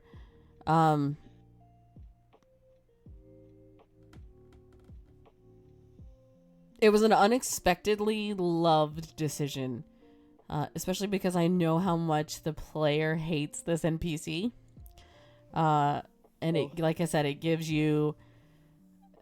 me different aspects to play with, and the more availability to throw you the reins, Sora. And kind of gives everyone, which I want to do, because this isn't my world. Nyakin is y'all's world. So the more you all can shape it, the better for me. And it kind of does that. So I enjoy it. Plus, I get to sit back and watch the madness, and I I love sitting back and watching the madness because GMs need breaks too. Nah. Nah. Nah. Nah.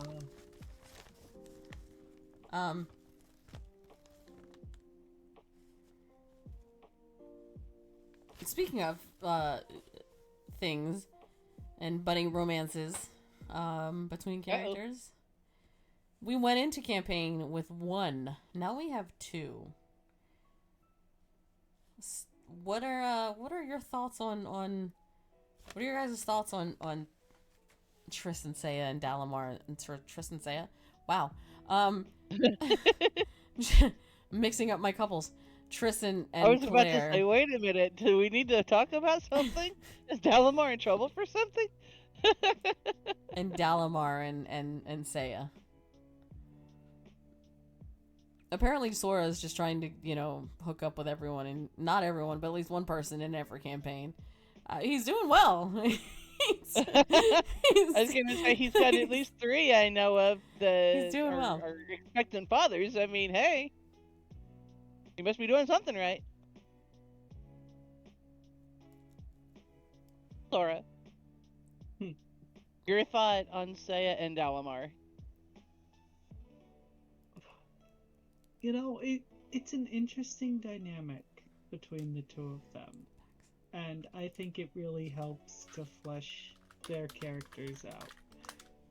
Okay, explain what you mean by interesting. Just interesting.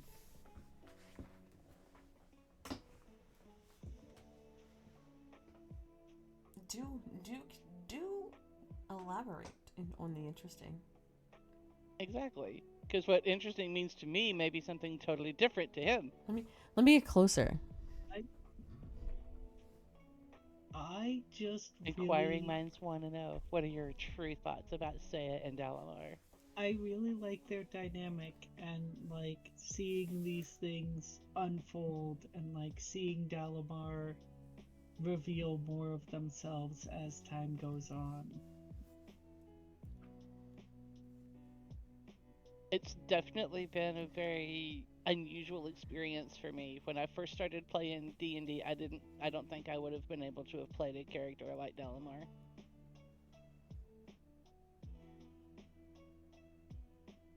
That's what I wanted to do with Dalamar and with Trouble in Whitestone was I played, and I love her, and may she rest in peace as I retired her a couple years ago, officially from the D&D scene, even though every once in a while she'll comes back as Nagisa.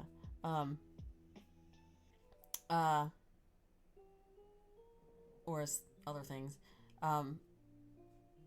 But I played Terfindiel until I played Alistair, actually. My entirety of my D&D career.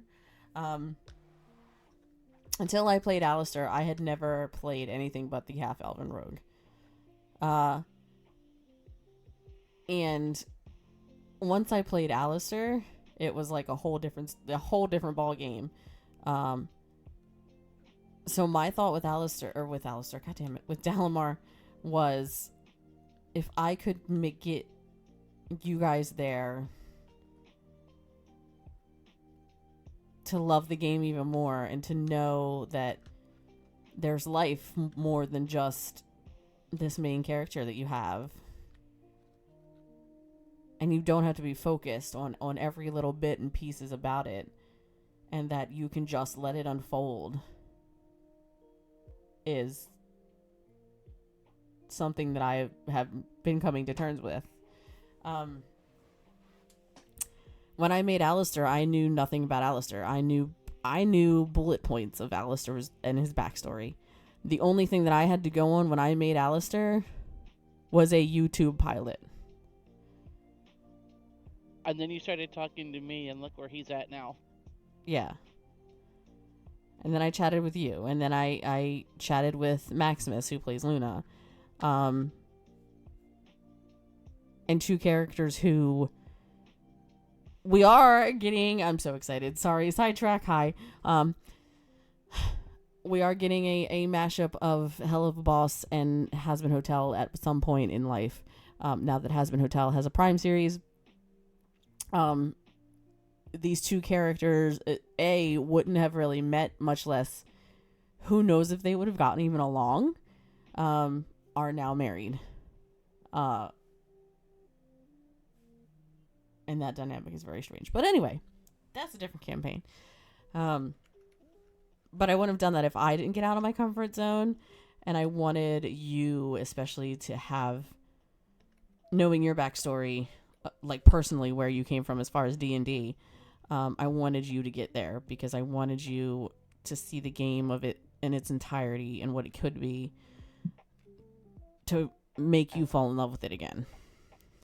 For those that don't know, kind of like Sora was saying earlier about Triss being from another group and the way they got treated, was kind of how my original character Willow got treated. That group imploded, easy way to put it. Sora and I have both joked about letters that are going to be written from our character to our groups from their significant others now. It would be hilarious if we ever managed to pull it off, just to see what the reactions would be. But, like I said, I love these two people. They have definitely inspired a brand new love for this game because I've been able to reach out in creative ways that before I wouldn't have been brave enough to after what happened the first time around. Not every group is the same. When you find... I wasn't going to get weepy and emotional. When you find your people, it's amazing not only the friendships that can grow from it, but the relationships between you and your character and another player's character, because you play off each other so well. One of these days we'll have to do a podcast about the story that started between Willow and Odrin. But just being in a group where you know you're safe, that if you want to try something different, you're not going to get judged for it. You're going to have that chance to reach out in that new way and explore more. And you know, you have a safe group to do it with makes all the difference. Would you guys agree? Mm-hmm. Absolutely. For me, as far as our two couples, 1.5 couples, question mark, 1 and 3/4, 1 and 1/16.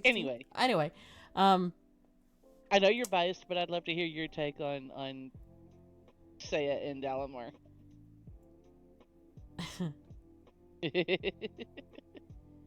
Like I said, you are the only one in the party that did not get to choose whether or not you wanted to keep your misadventuring character to starting a new character. Right. I'm very excited to explore the beginnings of their relationship. And kind of see where you take Dalamar. Because I'm kind of letting you take the lead with this. I don't know if you know that. If not, you do now. Hi, surprise. Spoilers. Spoilers. But yeah, I know you and I have talked about. I'm still trying to fit it in there because I want to do it so bad. From my favorite scene from Once Upon a Time. One of my favorite scenes from Once Upon a Time. I think my favorite scene from Once Upon a Time. And we're both going to cry when it happens. Absolutely. We already know it. We're both going to be crying when it happens. Would be spoilers if you haven't seen Once Upon a Time. Turn your mic off or turn your headset off. I think my favorite scene from that show would be the first dance between Mr. Gold and Belle. And you just see him click, and he, turns on the record player, and it's Tale as Old as Time playing. And then he snaps his fingers again, and Belle is in the gown that she wears in the last scene, and then he snaps his fingers the last time, and he is in the Beast, like what the Beast is wearing. And I almost killed Sora and Valkyria for not telling me about that, because they both know my love for Beauty and the Beast, and I had just been for weeks ranting about how Mr. Gold was my favorite character, and I loved Rumpelstiltskin, and he was amazing, and then I found that out, and I was like, oh, it all makes sense to me now. Why didn't you tell me this?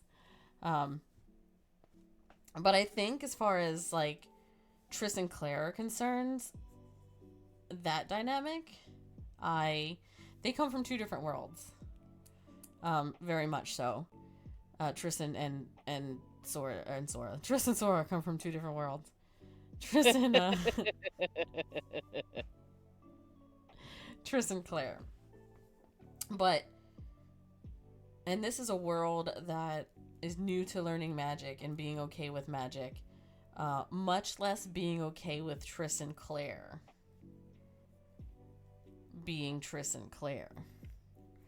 So who knows? They might have to deal with the downfall of Triss and Claire being Triss and Claire. And kind of be aware of where and when they show their PDA and who they tell, their Triss and Claire to. Because it might be frowned upon. Because it is such a new world that's learning about new things. So, who knows?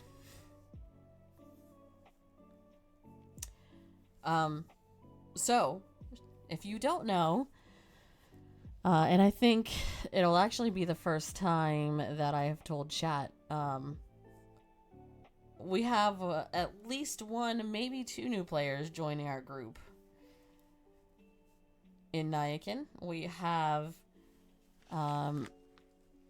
Raven with Baubles, who is playing a Goliath bard named Mavith, and A-League, who him and I have not yet discussed on character-wise, but I want to get your two's thoughts. What do you guys think that these two new members are going to bring to the party, and what would you like to see as far as they're concerned? I'm excited about new people coming in because, I don't know either one of these people really yet, but it's always fun to meet new people.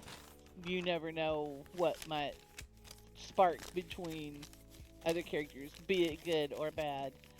But again, it's fun to meet new people, to have new and different personalities come into the group and expand the repertoire of what goes on. I'm excited and really looking forward to it. How about you, Sarah?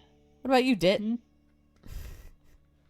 We were talking about I have definitely one, maybe two newcomers coming in. Not newcomers to D&D, but newcomers to our group. Have never played with us before at all, anywhere. I've played with one of them. I play with one of them. We have Raven with Baubles, and we have A-League coming in. Raven with Baubles is playing a Goliath bard named Malith. So I was just wondering what you think that, and A-League and I have still yet to chat about their character, but what do you think that the new companions will bring to the party, and how do you feel about it? It could be interesting. I know bards gonna lead to a very interesting dynamic. I have no idea what you're talking about. You know bards.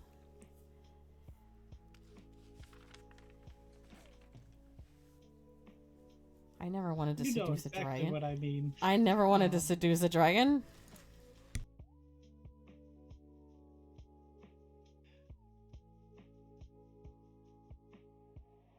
Alistair, why are you here? We weren't discussing romancing dragons right now. But yeah, I think it's gonna be a lot of fun, and I hope they enjoy their characters as much as they do campaign. And a Goliath bard. We don't have a Goliath. I know.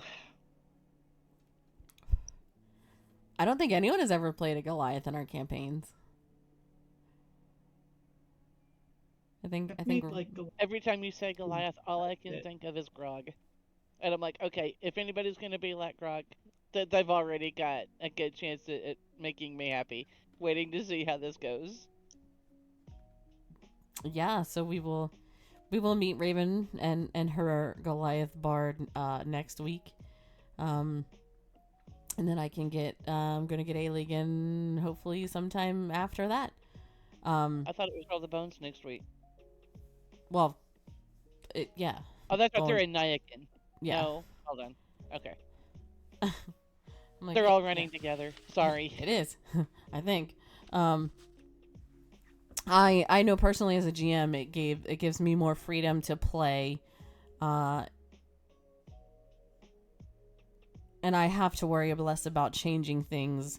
You know, if life gets in the way, like if a player needs a break or has to work or, God forbids, just something happens.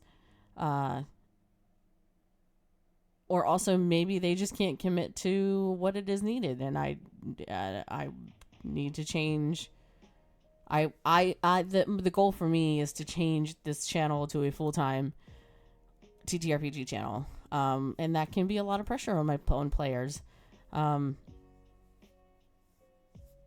As far as the future of players, there's only one more person that I would want in this group, and that's being discussed, and it's kind of going to be hard because of their work schedule. But I'm not looking for players as far as this campaign for you guys, unless this one person wants to join. That doesn't mean that I can't start more campaigns. We'll just have non-cycling or just cycle through TTRPGs. Let's do it all the time, every day of my life. I'm good for it. Let's go. We can start conventions. We can do little panels. That's another thing that I want to go to a convention and do a panel. I don't know what on, but that's what I want to do. Yeah. So that's a little insight between me. Maybe we'll shoot for PAX East next year. Who knows? Sora and I were supposed to go this year, but that never happened. I went to Canada instead. Oops. Yeah. Look at you being so selfish, going to Canada, you know. I went to Canada. We're not our plans. Dear Diary jackpot. What's that for, user? Just remember, be careful of hotels in New York. Oh, fucking. We don't talk about bathrooms. No. We don't talk about showers.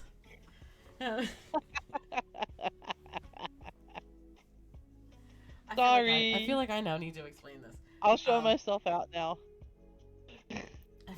I'm uncomfortable, and I'm leaving. Sora and I feel like saying this is false. Sora and I have been friends for a long time. We really haven't been. It feels like forever. We've only been friends for like what 4 years, something like that now. 3 years. I know. And I adore Sora. He is my brother. He is my twin. If you know Sora and I for 5 seconds and are a Critical Role fan, you know that we are the half-elven twins, Vex and Vax. So we went to AnimeCon last year. We had a blast. Sorry, I shouldn't have said anything. I'm sorry. We had a blast. We met Critical Role. We wore our I'm Vax, that's Vax t-shirts. Laura Bailey and Liam O'Brien, their face lit up like kids at Christmas. And like split up to like Liam is next to Sora and Lara's next to me, and it's fantastic. If you haven't seen it, go on my Twitter page. My Matt Mercer's behind me, which I didn't know. I thought it was Travis. which it was, but anyway. So this hotel room, if you know anything about New York, they basically fit as much as they can into the smallest space they possibly can. So this hotel room had everything it needed in like a 5 by 11 room. But that wasn't the bad part of it. You walked in the bathroom, and the door to the bathroom itself was a sliding door with like an inch space between the wall and the door itself. So it didn't even shut, more or less. It did, but it didn't. Let's just say I turned the water on every time I peed. Again, still not the worst. I then, I'm standing in the bathroom and I'm looking at this hotel room and I go, oh, the shower not only is nothing frosted as far as like the outskirts of the shower, there is no door to this shower. At all. And I'm like, all right. So I go out of this bathroom and I tell Sora, I said, do you have to pee? Because as soon as I go in the shower, do not walk in this shower. Because if you walk in this bathroom, you are going to see 1,000 times more of your sister than you want to see. And he's like, what do you mean? It can't be that bad. It can't be that bad. I'm like, just, do you have to pee? Do not come in this shower or this bathroom until I leave it. Period. End of scene. And he's like, whatever. I'm going to take a shower after you. I said, don't come in the damn bathroom. All right. So he doesn't. He walks in and he takes the shower and he walks out and he goes, oh, you weren't quitting. All of my junk was just hanging out everywhere for the world to see. It's like, yeah. Yeah. He's like, I'm really glad I trust you. I'm like, I know, right? Like, that's one of those travel things that either makes or breaks a friendship. So needless True to story. say. Yeah. Well, we're still friends, so I guess we ain't got nothing to worry about. Can't be user. User. User. It was that bad. User.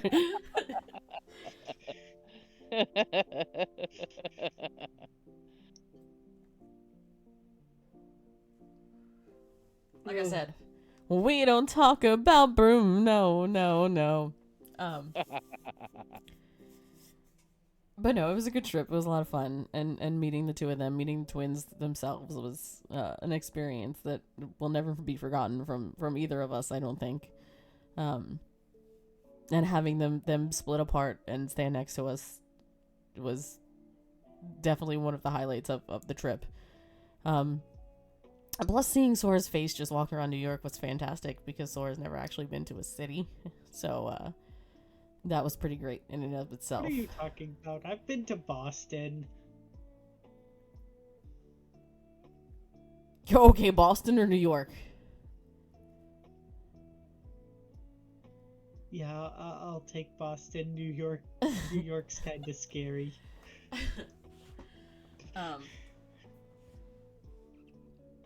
So now knowing, getting back to what this whole podcast is about.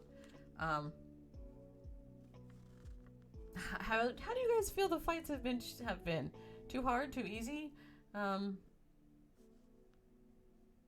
What would you guys like to see? Fighting ourselves was something else. Yeah, Sora got beat up.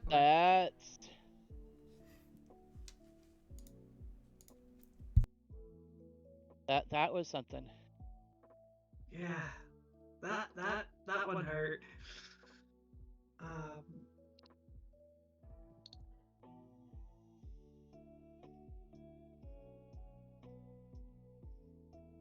Yeah, how'd those stunning strikes hurt?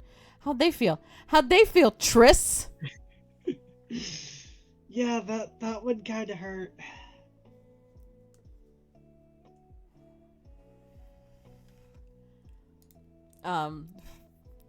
Is there anything that you guys want to see as far as like a mini boss or a boss fight?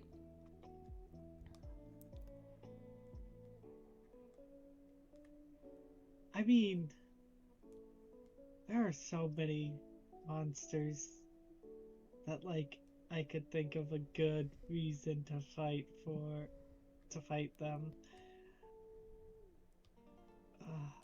You guys fought some displacer beasts too. Yeah. They did a number on you guys as well. Maybe I'll just have a room full of mimics. Oh God. We don't talk about mimics. We don't talk about mimics. You know, a smart enough colony of mimics could make itself look like a town. Just saying. Oh God. That Don't is give true. her ideas. That is very true. Normalville, where absolutely nothing is wrong.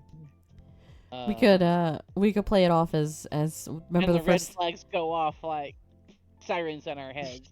the first time you guys walked into of a mall during Misadventuring, where everyone was basically like the Stepford wives and everything was happy and cheery and bright and nothing was wrong.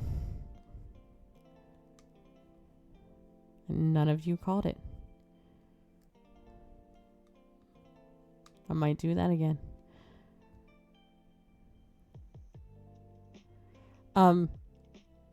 Do you guys want to see more of the world, or do you guys kind of want to stay on one continent of this world right now? I don't think I named my continents right now, but like, would you guys like some boat travel again and maybe some water fights, and hopefully you all took Go on another swim. boat. You're gonna have to call Killian this time. This is true. Delamar's This is not true. captaining another boat. This is Killian's turn. Well, I don't technically, depending on how you play Dalamar, he might not even be a ship captain at this point yet. True. That might have came later. I mean, I'm always one for aquatic combat. It spices things up, makes things a little different.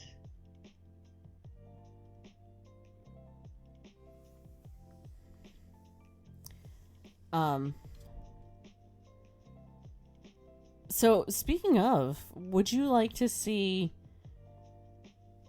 because I can do this, and this is something I've thought about too, younger versions of the characters from Misadventuring. Wait a minute. Say that again. Interesting too. Younger versions of the characters from Misadventuring. I mean, obviously we're already getting Dalamar, but like a younger... What the hell was his name? What the hell was his name, Sora? Seraph? Yeah. Like a younger Seraph. Or an idea of mine that I had was maybe you run into the Spirit Seekers. Or as far as Seraph is concerned, maybe you walk into a blacksmith and he's got a daughter and he's currently making a Warforged. Yeah. Oh, that could be fun.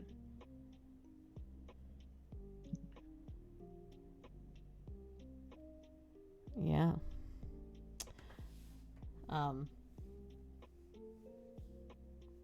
And plus we still got to get Crowley back to his actual world. But there's Nah, let's just keep Crowley where he's at. just keep him there. He doesn't have to go back to the other world. He's got his shop. He's good. Just let him be. He can just kind of have a shop wherever he wants to have a shop.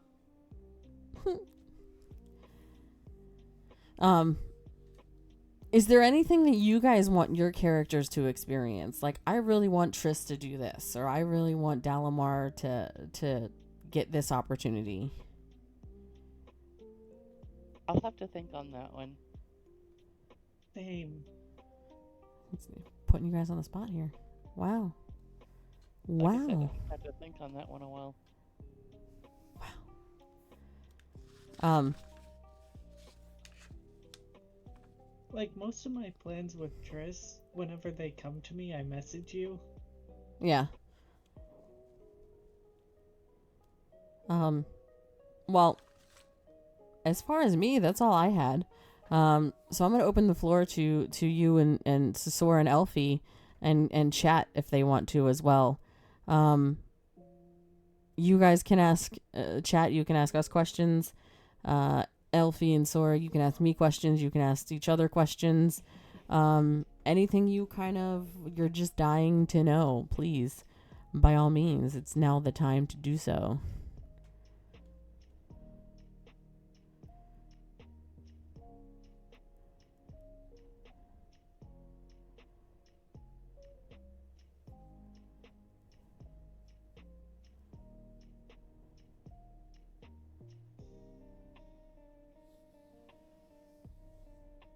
No? Laura, what's something you'd like to see Dalamar do?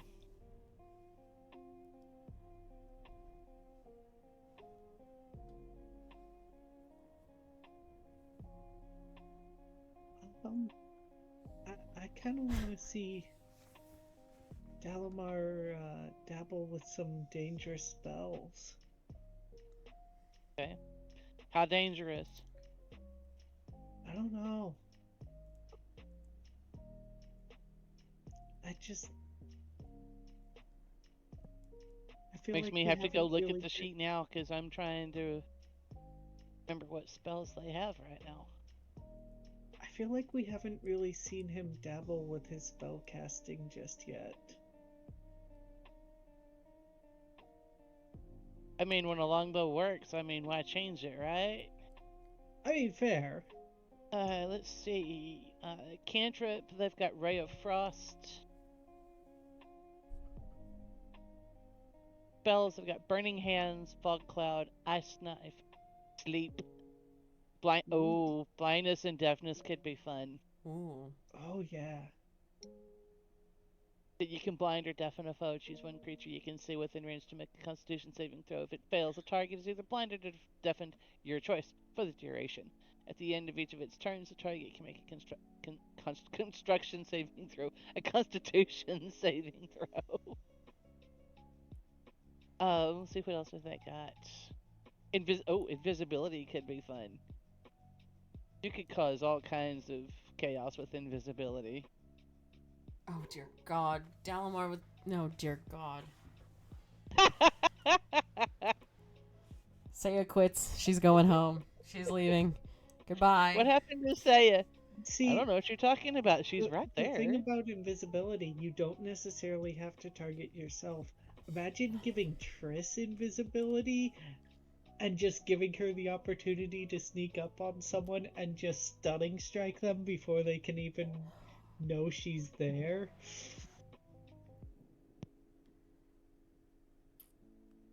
I already hate Stunning Strike. Now you just want to add to it. Now you just want to make my life more of a living hell than it already is with you people. Listen, I'm just having ideas here. That's fine. Just know that whatever you put on this table, it's going to come back to you tenfold. Oh, I know. Just know that. I was also looking at that one. It's called Sleep. But Sleep it could could be be fun fun. to play with too. Sleep's fun. Okay, thinking of sleep makes me think of command spells, which brings up another funny moment from one of our other campaigns. My character Willow, at the time she was Willow Galanadel, gets into it with Totoro.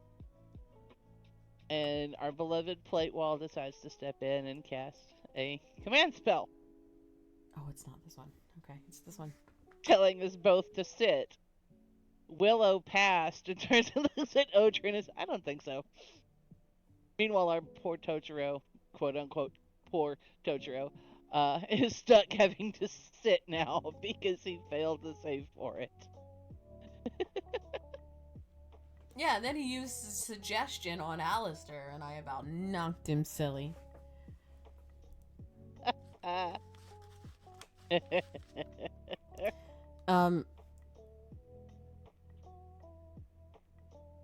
User asked, as you DM more, how do you think you're progressing? I'm not. It's not happening at all. I am you have coined the phrase dumpster fire, so I cannot use it here. You know the memes of the trash can rolling down the road and like the road is flooded? That's me. And I'm just like, ah, as I'm going down the road and the road is flooded. That's me right now happening. I'll get into it probably more tomorrow, but imposter syndrome is a real thing. And my weasels enjoy running around in my head and telling me how awful that I actually am. And I enjoy believing them. Until people like... Hang on. You mentioned dumpster fires? I have to show you something, and if I have to, I'll find a way to get one for you. Former co-worker of mine from this last school year got me this. Little bitty dumpster. The hair that comes out on top looks like a fire.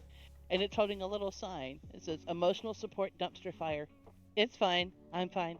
Everything is fine. For the moments when you feel like you need your own little dumpster fire. That's cute. Sora, it's an emotional support dumpster fire. That's so funny. Oh my god, I love it. And I love those things. There's one of those things that's a potato and it says positivity potato that sits at work. I'll have to show it to you guys.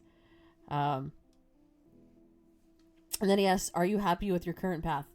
I have never in especially these last few months and these two will tell you that I have never I don't think that I'm finally turf and deal again. I think fully and 150%. I struggled a lot. There was a few moments that I was going to leave, that I left Roll the Bones, and that I left. As I said, I completely got rid of Misadventuring 101. And that I left even Mystery of Balloria, and I wasn't going to play. And I wasn't going to GM. And, because of these two and my players, I'm sitting here today. And I am GMing again, and I love it. And,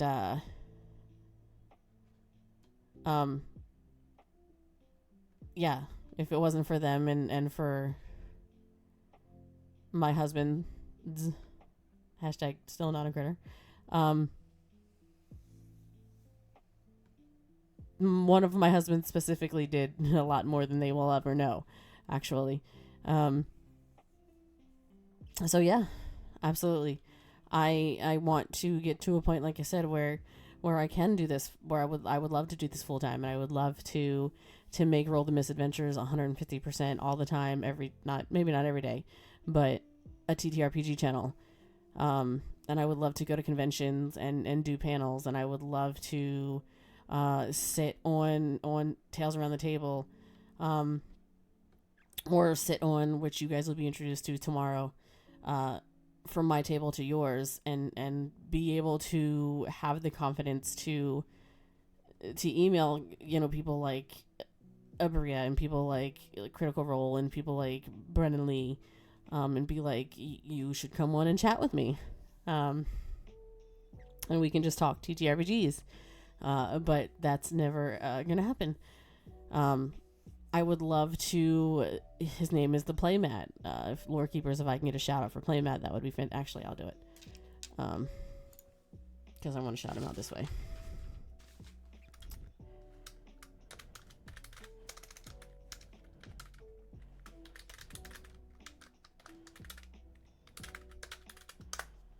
I would love to be in Playmat's campaign. Matt and I have been friends for a long time.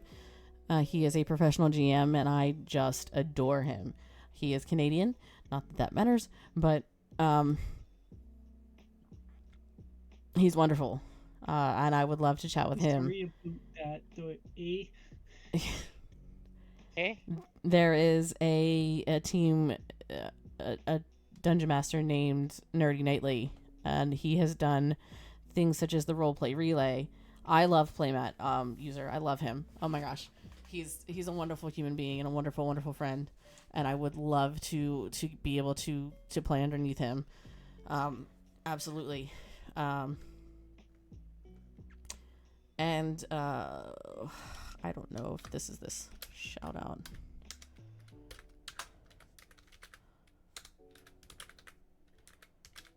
It might just be under Nerdy's channel. Yeah.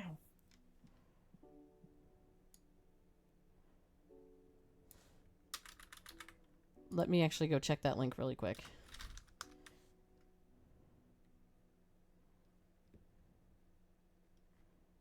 Yes, this is not them. Don't go to that channel. I don't know who that is. So go to this channel instead.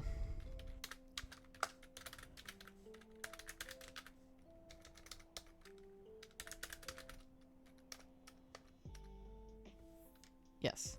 Nerdy Nightly is I love them. Nerdy and Clarus. They do a thing called Roleplay Relay. But talk about friends that I've been friends with for Nerdy and I have been friends. I went to their wedding. They had because it was during COVID, they had a wedding that they broadcasted online on their Twitch channel. So like all of their friends were there and whatnot. So him and I have been friends forever, but met him and Clarus in Comic-Con 2 years ago. So that's another one that I would just love to either have as a player or be a player underneath, because it would be fantastic. What about you, Sora? Do you have any ones that you would like?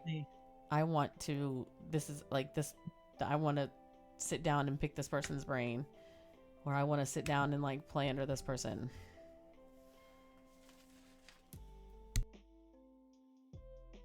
One person I'd love to play under at some point would be the Eldritch author.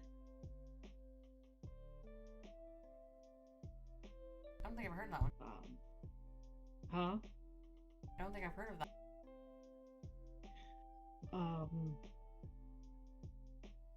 Have you heard of Hugh Lawcross? Possibly. Dark Ringmaster? Maybe. He was all over TikTok a while back ago. I mean, he's still on there, just not as commonly, or at least I'm not seeing him as commonly.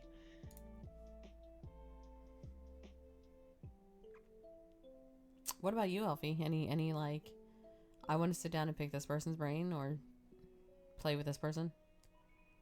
Travis. I would Fair. love to sit down with Travis and pick his mind about Grog, and also I have to admit I'd love to be able to sit down and play, and I feel bad because I forget the gentleman's name at the moment, but the guy who plays Vax'ildan. Liam. I would Liam love O'Brien. to be able to sit down and have a conversation with Liam as well. Liam's great. You talked to Liam more than I did, Sora. But Yeah. I was shocked I was trying to pick myself up off the floor and not look like a bumbling idiot in front of other things. For those who don't know, part of the funny that would be for me to be able to sit down and talk with Travis, aka Grog. He plays a giant, or a Goliath, pardon me.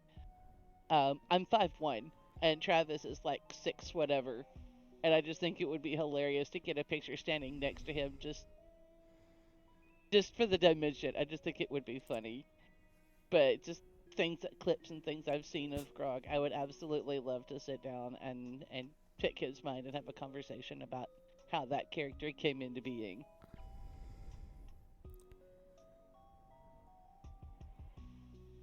He is abnormally tall absolute can confirm is abnormally You said tall. he's what, 6'3", Yes. 6'3", 6'4", something like that. No, the height I can deal with. I've known several people that were that tall, but it's just the fact that he's as broad as he is. You know, he's not a little guy. For those of you who haven't seen him, Travis is huge. But we're gonna wrap it up. Elfie, anything you wanna leave the chat with? Just thank you for putting up with my rambling when I digress from one campaign to another. Thank you for being my friend, and thank you for letting me play at your table. It's an honor, and I love every minute of it. Sora, any final remarks? Remember, chat, it's not a war crime the first time. You can also find Sora over at twitch.tv/Sora_DIT. So, I'm going to go ahead and... I have a channel on Twitch. I don't stream yet, but I do have a channel if anybody wants to go look up Elfie the Little Fox. This is true. She does. She just needs to start streaming, and then she will be very quick, fast, and in a hurry affiliated. But I will be right back. You guys can hang around if you guys want to hang around. I'm going to go raid out. User says start streaming. I will be right back, guys. Oh, I got invited to play Fortnite, so I'm going to go play Fortnite for a little while. Alrighty. Have a great night, guys. Bye. So, we're going to go ahead and go raid out. Oh, it's just me. Oh, I'm all by myself. All by myself.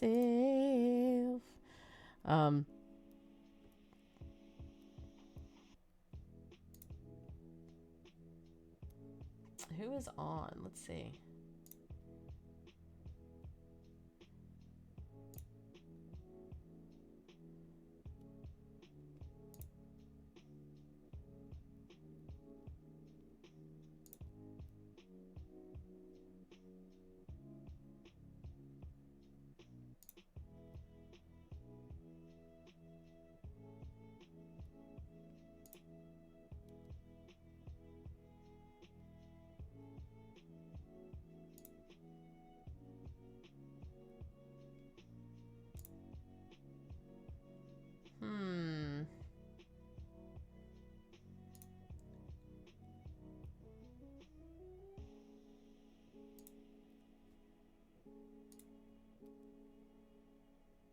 Revise. Absolutely. Absolutely.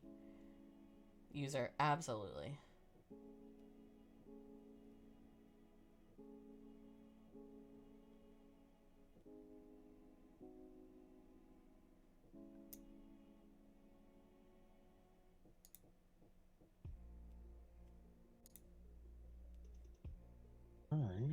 I need There's the so message. much. All right. Interesting. We're going to go ahead and go say hello to Crit Hit Chronicles. Again, guys, thanks for stopping by to our first of Tales Around the Table. Tomorrow will be myself, Sora, Crit Crafters, and User discussing all of GM things and talking and taking questions. So stop by for our first episode of From My Table to Yours. That'll be at 8:30 Eastern Standard Time. So come say hello and cause chaos with all of them because that's what they'll do. But let's go say hello. You guys are amazing. I will talk to you guys later. Love you guys. Bye.